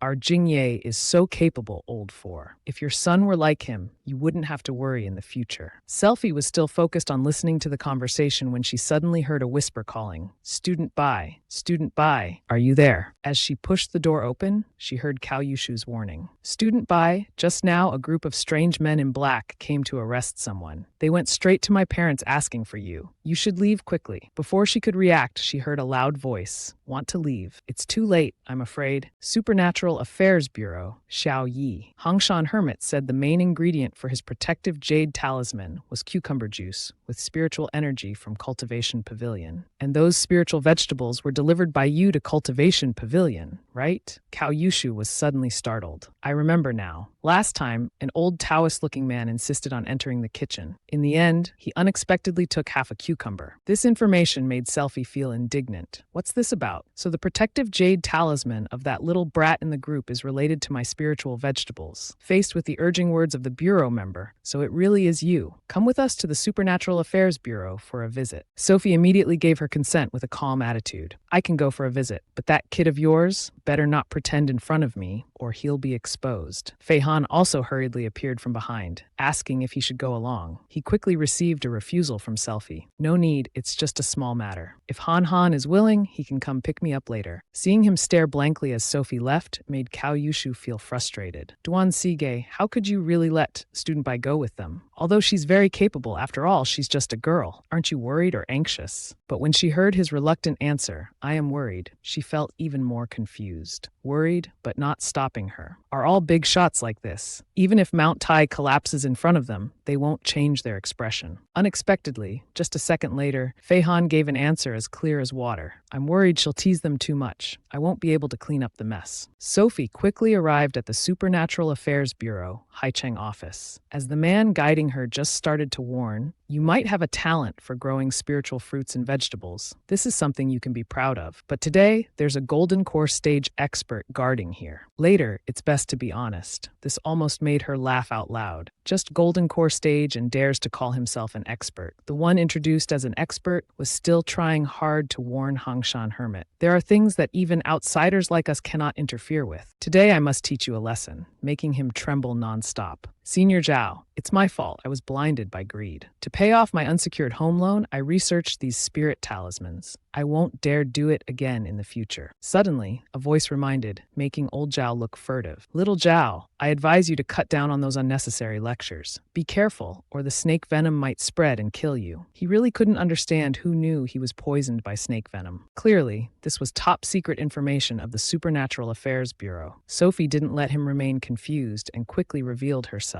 Little Zhao, long time no see. The information related to the demon realm that you sent people to check before, is it done? I'm not fooling you, right? At this moment, he vaguely realized, you're that mysterious girl who used magic to save the high school student from jumping off a building before. Why are you here? And moreover, how do you know about the snake venom? Sophie heard this and replied, of course I saw it with my eyes. Besides, I also know that this poison of yours, if not cured within 3 days, will be fatal. What she just said made him nod in agreement. This was also the result that many doctors in the capital had diagnosed. This girl, without getting close to him, without taking his pulse, could see his condition. She seemed to have some skill. Driven by curiosity, old Zhao had to urgently ask, little girl, are you a doctor? Faced with Sophie's confident proposal, if you want to detoxify, beg me. It's fine if you don't want treatment. This old ancestor has never lacked patience. The man standing beside angrily thought, by Sophie, don't be insolent. He kept scolding in his heart. This girl really doesn't know her place. That's a golden core stage elder. How dare she ask the elder to beg her? Even he couldn't help but doubt. This attitude is a bit too arrogant. I should still go see the city's chief physician Liu Zhen as originally planned. I heard he knows 13 spirit acupuncture techniques, certainly more reliable than a little girl. Just as he opened his mouth to answer Miss Bai, Sophie intentionally interrupted him. Well, could it be that the elder is about to beg me? Hearing this, old Zhao immediately corrected. No, I was going to talk to you about the graduation talismans. From the confession we obtained, you're the one who provided the spirit vegetables. Do you know the mastermind, Hangshan Hermit, from before? And did you know he used your vegetables to make talismans? Sophie's casual answer was, never met, but have heard of him. As for him selling talismans, I did know about that. This made him boldly declare, you two are indeed accomplices. This made her unable to keep silent anymore and provide concrete evidence. I had warned him not to sell them, but I didn't expect that these things were made from my spirit vegetables. Luckily, I only sold him half a cucumber, not ruining my preparation of offerings for my sworn brother. Her casual remark made the Supernatural Affairs Bureau people look furtive. Such precious spirit vegetables, yet she uses them as offerings for the dead. Sophie's next assertion shocked them even more. What's so precious? My vegetable garden covers an entire mountain. After some investigation, the Supernatural Affairs Bureau people finally came to a conclusion. Old Zhao said, chat logs and restaurant camera footage, as well as the chef's confession, have been checked. This Bai Sophie isn't lying. She's not an accomplice of Hangshan Hermit. Hearing this, he still showed no intention of leniency. Although you had no intention to interfere with the exam, it's still due to your poor management of spirit vegetables that led to this disaster. You're sentenced to the Supernatural Affairs Bureau to receive cultivator's ethics education for a month, plus a fine of 500,000. Sophie, of course, refused to yield and firmly rebutted, I'm not wrong. I won't accept this punishment. Little Zhao, if you want me to detoxify for you, begging is useless now. Here's a revival pill for you. Take it if you're about to die. It can help you delay meeting the King of Hell for one day. Before leaving, Sophie didn't forget to remind, I'll wait for you to come find me again. While old Zhao was hurriedly giving orders, who said you could leave? Xiao Yi quickly stopped her. He struggled while constantly lamenting, Chief Zhao, it's not that I don't want to, but I can't move. At this moment, old Zhao realized in horror that Bai Sophie had cast a foot-binding spell. Even he himself was bound. Could it be that he had truly offended a great master that shouldn't be offended? As soon as she stepped out of the Supernatural Affairs Bureau, she saw Fei Han waiting, for who knows how long. At this moment, Sophie still had the energy to tease. Tang Sang, did you really come to pick me up? Have you been waiting long? On the way, were you robbed or harassed by any monsters? Hearing this, Fei Han's attitude became increasingly smug. It seems you really acknowledge my abilities and looks. Thank you. This left Sophie momentarily stunned by his train of thought. Is this the important point, Feihan? Your concern is so off topic. Finally, he seriously inquired, is the matter resolved? Do you need my help?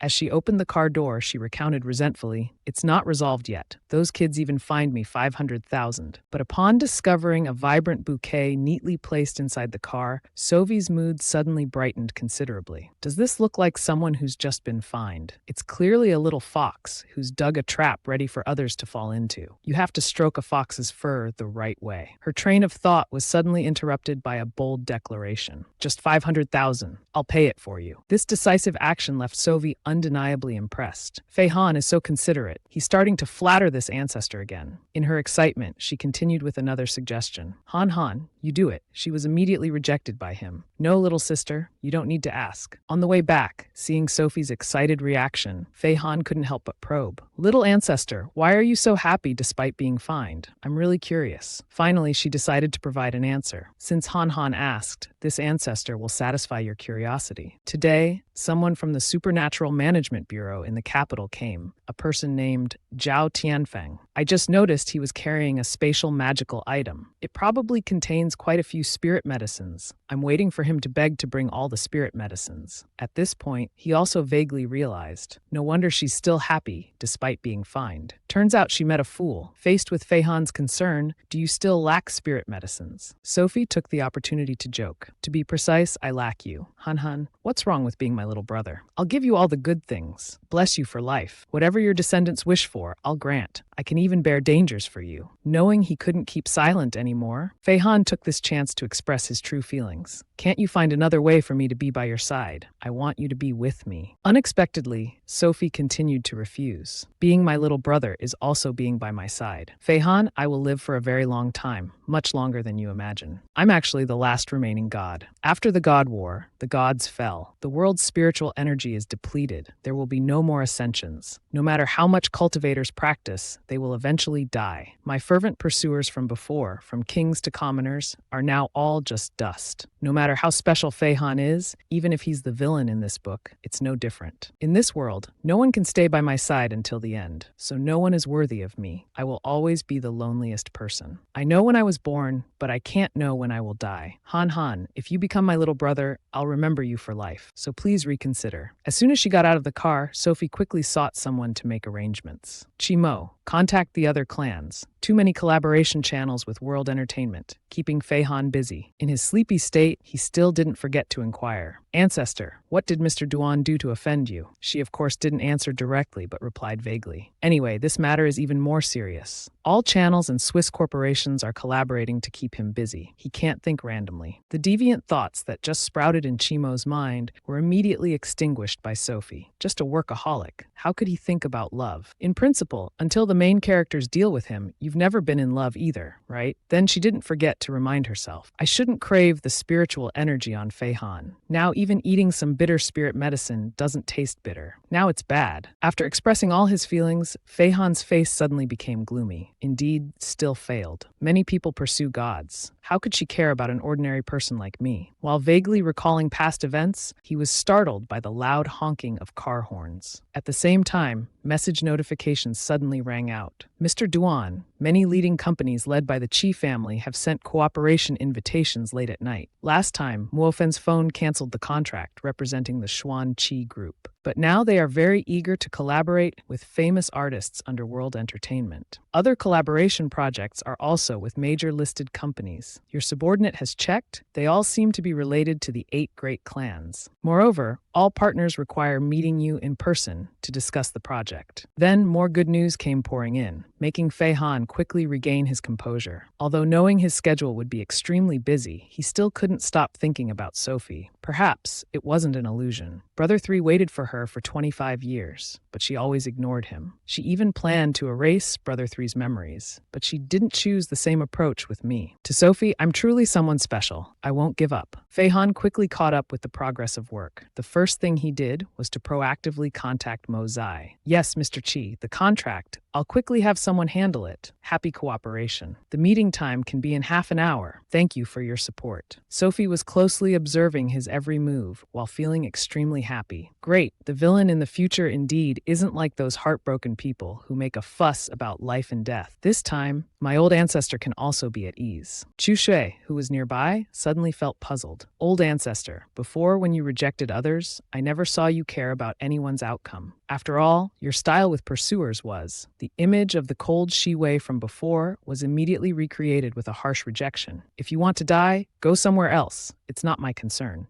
Chu Shui's complaint was immediately rebutted sharply by her. What do you understand? Duan Fei Han is different. He's the villain boss. He's a mobile spiritual energy warehouse. The conversation between the two was suddenly interrupted by a loud shout. Yin Yin by Yin Yin, 66,000. I've sold you out. It was the angry voice of Lu Man scolding her daughter. I gave you my heart and lungs, and for 66,000 you helped your dad and the mistress hide from me. Now the mistress is pregnant. Good daughter, you're really my good daughter. Bai Yin Yin could only cover her face and wail at this point. Mom, how did you know? It hurts so much. Dad, save me. Chu Shui appeared and intentionally mocked. The cuckold situation has finally been discovered. Lu Man's people aren't that good, yet it took so long to investigate. Bai Yin Yin was in a passive position. She couldn't help but feel resentful inside. Damn it, why am I being hit while Sophie can be uninvolved? And Mom suddenly knowing about Dad and Aunt Chen, someone must have told her. Driven by this train of thought, she couldn't control her anger and shouted, Bai Shi Wei, did you tell Mom? You broom, you only know how to bully me. Unexpectedly, as Bai Yin Yin rushed over fiercely, she received a thunderous slap. This startled Bai Guofu and Lu Man. He was both apologetic and angry as he scolded his granddaughter. Bai Yin Yin, what are you doing, old ancestor? Shi Wei still maintained a calm attitude as she spoke up to remind. Xiaofu, out of respect for you before, I've spared Bai Yin Yin many times. Bai Yin Yin, do you want to know what happens to those who want to slap me? Lu Man, still unaware of the gravity, spoke up to insult. Bai Shi Wei, you, an adopted child not in the Bai family genealogy, what right do you have to hit my daughter? Only I can discipline my daughter. Sophie decided she couldn't let this matter rest and spoke up to suggest. Who says I'm not in the genealogy? Xiaofu, go invite the juniors. Today I, the old ancestor, want to settle accounts with the unfilial children of both branches. Following her summons, everyone quickly gathered. Sophie sat prominently in the central position. This made Bai Huangguang feel uncomfortable. Yin Yin, what's happening again? Why bring out the family genealogy out of the blue? And on what grounds does an adopted child get to sit while we, the legitimate Bai family members, are punished to stand here? Hearing this, Yin Yin whispered in his ear, how do you know? I've already said, grandfather has become confused. As soon as she finished speaking, she heard a loud call. Bai Yin Yin, didn't you say I'm not in the genealogy? How about now? I'm giving you a chance to verify yourself. She quickly responded with confidence. Even if you didn't ask, I would verify. The information of the two branches in the genealogy of the Bai family shows these names. Bai Huangguang has a wife, Liu Man, and daughter, Bai Yin Yin. This made her even more confident as she spoke loudly. See this. The youngest person in this Bai generation is Bai Yin Yin. Your name, Bai Shi Wei, isn't above mine. Bai Guofu couldn't ignore this. He hurriedly reminded his granddaughter. Yin Yin, use your brain a little. How could the old ancestor's name be on the same page as yours? She not only disobeyed, but responded with a harsh attitude. Grandfather, you're starting again. Old ancestor, old ancestor. Guofu had to shake his head in exasperation. Then he boldly declared, of course, Bai Shi Wei can be the founding ancestor with her name on the first page of the Bai genealogy. Yin Yin hastily flipped to it and quickly discovered the information. Founder, Bai Shi Wei. This left her feeling shocked. This must be ancient writing. I clearly don't know these characters, but why is my mind telling me clearly that these three characters are Bai Shi Wei's name? This is too mystical. This means that Bai Shi Wei has lived for at least 2,000 years. Is this something a human can do? Could she be a spirit in disguise? Wait, a spirit. I remember now. That day when I went to the tower, I saw Bai Shi Wei using spirit magic. She just made me forget about it. Grandfather wasn't lying. He wasn't fooled by Bai Shi Wei either. Bai Shi Wei really is the old ancestor. Whether she's a deity or a spirit, she's certainly not an ordinary person. Seeing her daughter's trembling appearance, Liu Man suddenly felt worried. Yin Yin, what's wrong? Everyone started to pay attention to Selfie's command. Translator's note. Selfie seems to be a name or title, Left as is. Very good. It seems you've remembered the memories I sealed. Then let's start settling accounts. For the times you've been disrespectful to your elders, what punishment do you think you deserve? Yin Yin, in her panic, begged pitifully. No, no. I know I was wrong. Mom, save me. I don't want to die. Bai Shiwei knows spirit magic. She's a spirit. She's going to kill me. Luman, sitting nearby, expressed confusion. Yin Yin, what are you talking about? What's going on with this family genealogy? Shiwei quickly offered a solution. Don't worry, I won't kill you. After all, I once agreed with the Bai family ancestors that as long as you have a name in the Bai family genealogy, you'll be under my protection as the old ancestor. But you've committed a grave mistake. I, the old ancestor, am not a forgiving person. Asking me to protect you is impossible. Moreover, I think Yin Yin, you probably don't want an old spirit like me protecting you. It's a pity that outside, countless people are begging to associate with me. Yin Yin, only now realizing everything, trembled and begged. No, I don't. You, what do you want to do? Mom, grandma, grandfather, save me. Everyone was startled and exclaimed when they discovered. It's gone. The name Bai Yin Yin is gone. Selfie folded the family genealogy and coldly made a suggestion. Yin Yin, congratulations on becoming the first person in many years to be personally removed from the family genealogy by me. Now, pack your belongings immediately and leave the Bai family villa. We don't allow strangers to stay overnight. Also, remember that in the future, whatever you do, I won't go easy on you. At this moment, Bai Guofu was still chirping to curry favor beside her. Old ancestor, eat this. Little Fu specially bought this from the hotel this morning. There's also cake, and before he could finish, he was interrupted by her. Little Fu, there's a silver lining in every cloud. Besides, you've done enough for those grandchildren. It's they who don't trust you. Even so, he still wanted to make amends wholeheartedly. But old ancestor, Little Fu still feels guilty towards you. If you had come to the eldest's house at first, this wouldn't have happened. Finally, Shiwei decided to indulge her descendant. It seems I have to punish you. Right, don't you like the vegetables I stir-fry? How about I punish you by sending you to Yunxiang Mountain to harvest vegetables for the old ancestor? Guofu immediately agreed to carry out the order. Yes, old ancestor. Little Fu will go right away. She took a big bite and couldn't stop praising. The cake Little Fu bought is delicious. Bai Huangguang, who was lurking outside, also knew how to seize the opportunity. The ancestor's mood is not bad now. Little Meow Meow, quickly follow me over there to talk. Yin Yin has been removed from the family genealogy, as if the old man still has an illegitimate child. When Bai Shiwei personally writes its name in the family tree, it will be a unique honor. In the future, father will rely on the child, who will dare to look down on me. Driven by this train of thought, he immediately approached her. He even called out, Shiwei. His intentions were quickly exposed by his ancestor. Stop your improper thoughts. I won't name your illegitimate child, nor will I put it in the family tree. Moreover, she has an ectopic pregnancy. If you don't want to die, go terminate it quickly. This information made her look furtive. Their doubtful expressions made Selfie feel disgusted as well. If you don't believe it, get out. The old ancestor has important matters to deal with today. I don't have time to argue with you two. At the same time, a servant was hurriedly reporting. Miss Shiwei outside. There's a convoy of cars outside saying they want to come for medical treatment. It was Zhao Delao, sitting in the car with an extremely anxious mindset. It's been half an hour already. Is the Bai family not showing any signs of opening the door to welcome guests? Xiao Yi hurriedly replied, yes. The servant reported that their young miss doesn't allow opening the door. Only then did he sadly realize. If the door is closed, Senior Bai is still not appeased. It seems that I, Zhao Tianfang, can only. Before he could finish his words, he saw the people from the Bureau of Supernatural Management suddenly wailing miserably. Old Zhao, don't think irrationally. Although you've been refused diagnosis by old Lu these days, you said there was a Bai girl who wanted to examine you, but you refused her. This made old Lu furiously shout, dare to insult the ancestor. Someone, throw him out. Then the snake venom took effect, and you almost died. Victory is in sight. As long as we can make her less angry, there's still hope. Don't use death to atone for sins. But in response to their extreme reaction, Zhao Tianfang angrily explained, who said I want to use death to atone? I plan to use the old method to beg for the senior's forgiveness. Come on, help me tie myself up. His action suddenly made the two of them feel surprised. Isn't it Senior Zhao? Why is he so skilled at this? While they were still fumbling to do it, they joyfully exclaimed, the door is open. We don't need to tie up for atonement. We can go in now. Selfie inside also confidently spoke. Little Zhao has arrived.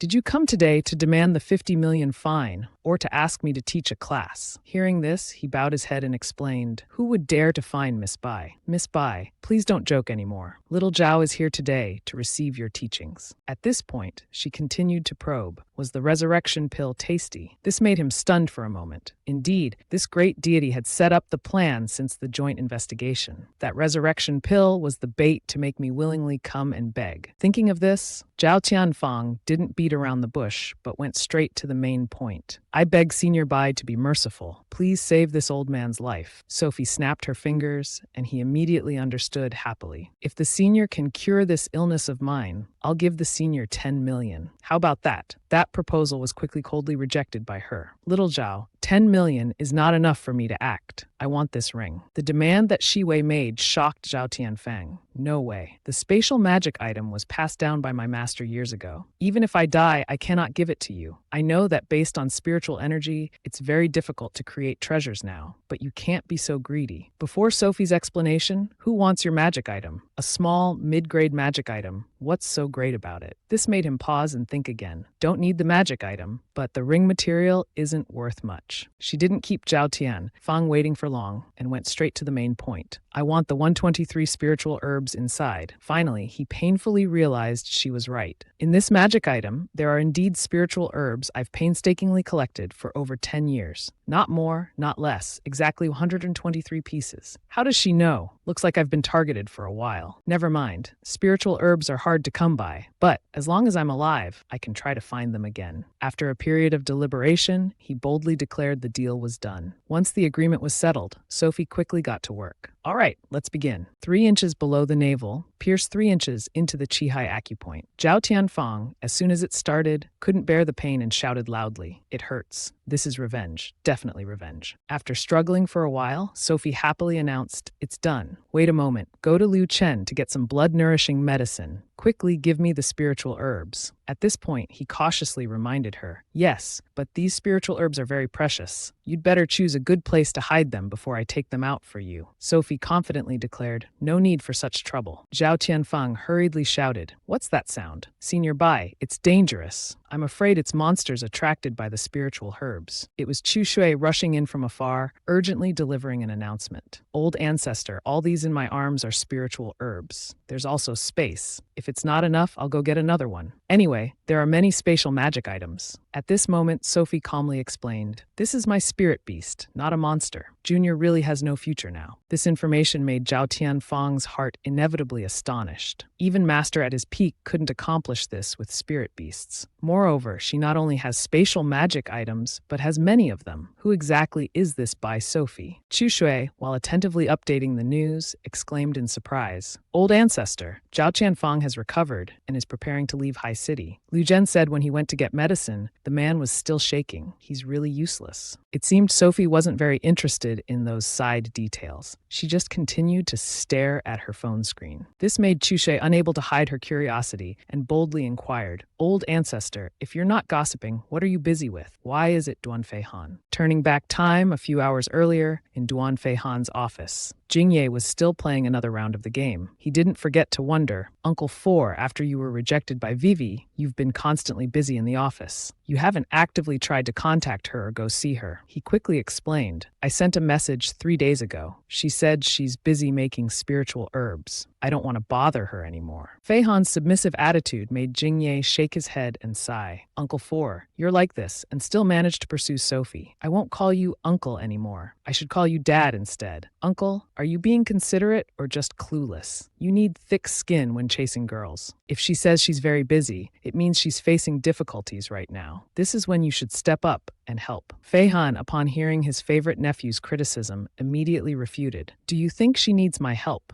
After being stunned for a moment, he had to nod in agreement. Seems right, doesn't it? That's the goddess Bai Sophie, someone incredibly strong who can defeat the whole world. How could she need anyone's help? If Vivi is already too strong, then Uncle Four here needs to change strategy. If you can't be as strong as Boss Vivi, then you have to pretend to be weak and pitiful. In short, you need to create a presence in front of Vivi. What you can't do, you don't need to do. Unexpectedly, Fei Han responded with a cautious attitude. "Before, you advised me to give up pursuing supporting Sophie. Now, why are you doing the opposite and starting to come up with plans to help me? The reason Jingye gave was as expected. Of course, it's because I want you to be rejected by Sophie. Then you'll stop having such unrealistic thoughts. Well, I'm going home first. Goodbye, uncle. That negative comment made Fei Han so angry that he chased after him. You little brat, what did you say? Nevertheless, he started to think carefully. Show weakness, huh? The image of him working diligently was a hot topic on his secretary's personal page. With the title, CEO Duan has been working overtime for 3 days straight. Is there really no problem? Faced with Chuche's question, Sophie hurriedly explained. I just scrolled and saw a friend's circle post that Duan Fei Han's secretary posted. A clever thought suddenly crossed her mind. My little brothers are indeed amazing. Duan Fei Han, you just keep maintaining your character setting of being a workaholic. After skimming through some comments under Sophie's post, she quickly discovered that Duan Fei Han's secretary Hua was expressing concern. How can there be no problem? I heard from the security guard that CEO Duan hasn't been home these days. He's busy until 3 or 4 a.m. every day. Has anyone seen him order any food? Secretary CC immediately responded. Yesterday I saw a news report about a young employee who stayed up all night working overtime and had a stroke. I hope our boss hasn't had a stroke. This information made Sophie suddenly feel uneasy. Staying up late working until 3 or 4 a.m. No matter how busy, one shouldn't torture their health like that. Right. Maybe I should call and advise Duan Fei Han a bit, but would I be too soft or too harsh? Before she could resolve her dilemma, she was surprised to see Meat Tang Monk was calling her. As a result, she received eager and rapid inquiries from him. Han, you're so busy, yet you're still calling me. Though delighted, he tried to appear weak. Yes, I've been working overtime for 4 days straight. I have a headache and I'm very hungry. Today I'll probably be busy until midnight again. As soon as Sophie heard the complaint, she proactively made a suggestion. Then I'll order some food for you. Confused thoughts appeared again in her mind. She rarely heard Han voluntarily talk about his own health condition. Could there really be a problem? The plan was going quite smoothly, prompting him to quickly make a crucial move. No, I don't eat takeout food. There's still unfinished work. I'll continue with that first. Snow Spirit, close to Sophie, kept cursing. Failed to flatter the ancestor, yet dares to call the ancestor. This Duan Fei Han is quite bold. I think he'll be the one to drop dead soon. Before it could finish speaking, it saw its master hurriedly leaving, making it wonder. Did the ancestor suddenly cast a silencing spell on me? It couldn't see her anywhere anymore. Half an hour later, he surprisingly heard Sophie calling, Han, it's me. Can I come in? Seeing Sophie carrying bags of food with difficulty, Fei Han's heart suddenly felt as joyful as attending a festival. Putting on a weak appearance worked. Duan Jingye was somewhat useful. On the contrary, his radiant face also made Sophie feel confused. Indeed, a workaholic. Overtime has become a virtue. How can he still smile? As soon as the thought ended, she eagerly stepped forward to announce dinner. If you get a stomach disease or stomach ulcers from staying up late, it's fine. The ancestor will help you treat it. He observed and curiously asked, It's not takeout. Did you make it? She quickly provided an answer. The chef at Cultivator's Pavilion made it. I've fasted early tonight. It's been many years since I cooked myself. Han, the ancestor personally delivered your meal. In the whole world, only you have this kind of treatment. Are you unhappy about something? Then Sophie's eyes widened in surprise when he suddenly grabbed her hand tightly, along with a whisper. But I want more than that, or everything about you, making Sophie freeze for a moment with the thought. Again, after the high-level exam ended, is Duan Fei Han, without any restraint, completely letting himself go, while she was strongly resisting with a cold declaration. Don't even think about it. Fei Han still stubbornly replied, I insist. The more he attacked Sophie, the more she silently reminded herself, still not giving up. Indeed, it's better to avoid Duan Fei Han. Before she could finish her thought, she received information from him. Today, we can check the high-level exam results. The internet at my company is quite good. I can help you check later. His seemingly indifferent image made Sophie remember Fei Han in the appearance of an arrogant boy. I don't want to hug you at all. It's you who wants to hug me, so I reluctantly let you hug me. Okay. Just as she thought of this, she silently pondered. Clearly, he wants me to stay with him, using the excuse of helping me check exam scores. Han, why are you still like when you were little? Still not telling the ancestor about this trick. In her excitement, Sophie probed. Han, if later my high-level exam results aren't as expected, then what? He immediately declared boldly. then I'll support you." The words uttered at that moment made Sophie suddenly remember the words of a young master in ancient times. "Call me brother, no home to return to. Then I'll take care of you, sister." Years ago, that person also said exactly the same thing. After realizing his scheme had been seen through by Sophie, Feihan was immersed in a feeling of extreme embarrassment. Clearly, it was his heartfelt confession, yet it made the moonlight beauty appear in Sophie's mind. In that moment of confusion, she suddenly startled when she heard the phone ringing incessantly. A familiar voice echoed from the other end of the line. "Sophie, the exam results are out. I got 672 points, Mom. I know it's because of your video that my academic performance improved so much. He said he wants to gift you a house as a thank you. We'll discuss the details when we meet." After hearing Jingya's proposal, Sophie showed a bored expression, thinking, "Why do your older brother and sister-in-law both like to gift houses like this? I already have many houses down there, so the exam results can be checked now. In that case, Han, can I borrow your computer for a moment?" But just as she leaned over to check, she noticed rapid breathing right behind her. It didn't stop there. Feihan boldly put his arms around his crush's waist, making Sophie suddenly feel uncomfortable and shout loudly, "Feihan, what are you doing?" In her heart, she had a resentful thought. The old ancestor wasn't on guard against you, yet you take the opportunity to ambush a 1,000-year-old person like me. Unexpectedly, he wasn't afraid at all and didn't withdraw his hands. He even kept making excuses. "I saw you standing uncomfortably. Besides, don't you always like to hug me? It's rare for me to take the initiative. Can't you adapt to it?" Suddenly remembering what she had said to Feihan before. "Moreover, you spending some time obediently letting me hug you is better than any spiritual medicine." Sophie silently blamed herself. "All right, I set myself up. Feihan probably knows very well what about him attracts me the most. That's why he deliberately used this trick. However, the taste of Tang Seng's flesh isn't bad either. An old ancestor like me should be magnanimous and not hold it against him anymore." While he was marveling at Sophie's exam results, you've got your results, a total of 732. That's really amazing, you know? She appeared extremely confused. Literature 132. My literature score is only 132. After calming down, she kept asking herself, thinking about how I've entered examination halls countless times to write poetry, write classic quotes, and compose essays. Imperial examinations and oral tests weren't my first time. Now I've been defeated by 12th grade literature. This tiny achievement is too embarrassing. That night, the students checking their college entrance exam scores were very surprised to see that their scores this time were generally higher than usual. But very quickly, that little surprise was replaced by fear. Negative comments quickly appeared on social media platforms, with some notable content such as, "Most students' performances have improved. The admission scores will surely increase too. I got 550 points and my face is full of tears. It's a waste that I seriously listened to the immortal teacher like that." The immortal teacher, no matter how amazing, what can she do? The initial admission scores are raised again. I won't be able to get into university now. This streamer Jack is the worm that spoils the whole pot. I secluded myself to study and never watched that person's live stream. With the admission scores raised, I'm sure I won't get into university now. What immortal teacher nonsense is this? I hate him to death. I'll hate him for life. The fear of rising admission scores overwhelmed everything else. Some people began to attack the immortal teacher online, until the next day when the national admission scores were announced. After reading the highlighted information, the admission score for liberal arts is 550. The admission score for natural sciences is 545. The university admission scores did not increase at all. This shocked even the teachers. How is this possible? This year's admission scores are actually similar to last year's, Umberburn. This doesn't make any sense at all. After pondering, Zhou Feng confidently stated, "Why wouldn't it be possible?" Many colleges and universities, after an urgent discussion last night, decided to expand their enrollment. With more people, the admission scores naturally stabilize. The essence of the college entrance exam is to select talented individuals. If all students in this cohort are talented, why should colleges and universities give up on them? Miss Li nodded in agreement after hearing this. In that case, the immortal teacher isn't. She using her own abilities to create opportunities for many students who originally couldn't get into university. Faced with her colleagues' praise, Miss Li, congratulations to you. The top scorer in the science stream for this college entrance exam is from your class A9. She couldn't hide her joy as she thought to herself, it must be Xu Xingchen, as expected of the student I valued. Nevertheless, Miss Li still intentionally mocked. What's there to congratulate? Director On, don't forget Class A9 has a student who got in through the back door. That's by Sophie. That girl's performance is nothing special, and she hasn't even reported her test scores to the group yet. If the school deducts my bonus because of her, Director On, you must speak up for me. Unexpectedly, the news was quickly announced. Miss Lee, what are you talking about? The top scorer I'm referring to is by Sophie. This made her anxiously seek confirmation. What are you saying? How could it be that stupid girl? Unexpectedly, her careless remark brought unforeseen trouble. Director, and angrily declared, Miss Lee Ha, it seems you, as a homeroom teacher and Chinese teacher, have a deep prejudice against Bai Sophie. If you treat the top scorer like this, I can hardly imagine how you treat average students. What kind of attitude you have towards them. Regarding this matter, I will report the truth to the principal and arrange for an investigation. This warning made her feel anxious. It's bad. If the higher-ups want to investigate this, then my usual behavior of secretly tutoring and favoring Shu Xingchen, my sharp tongue in scolding poor students, won't these all be exposed? At that time, forget about the bonus. Whether I can continue to stay at Huai High School will also become a question. Miss Shui was now having an impressive fireworks display. Congratulations, old ancestor, for becoming the top scorer again. After thanking her pet, Sophie remained calm and self-satisfied. I never expected with such poor Chinese language scores I could become the top scorer. Hearing this, Fei Han kindly reminded her, good thing you said this at home. Otherwise, you'd be beaten up. Miss Shui, seeing his appearance, anxiously inquired, no way, why is Fei Han here? Old ancestor, didn't you reject him? Why is it that instead the enemy has invaded our headquarters? While Sophie was stammering a response,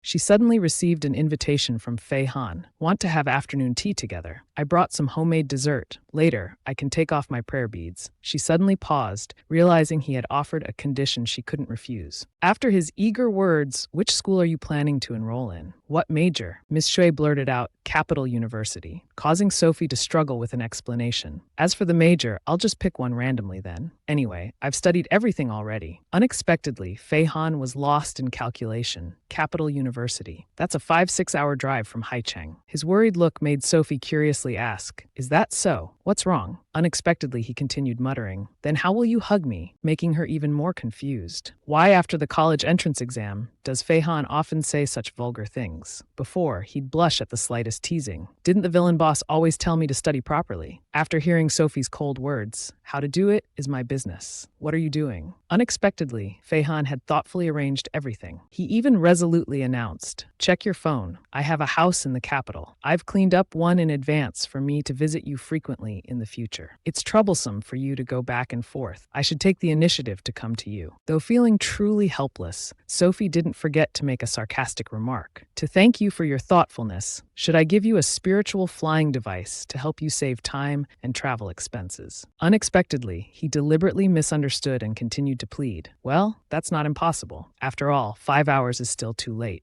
Unable to endure any longer, she immediately spoke up. Fei Han, don't push your luck. After looking at the mess Sophie had just thrown at him, he was even more delighted, exclaiming it was Fei Han's previous flying technique. I'll come to see you often. After turning to leave, Sophie silently scolded herself. What am I doing, for heaven's sake?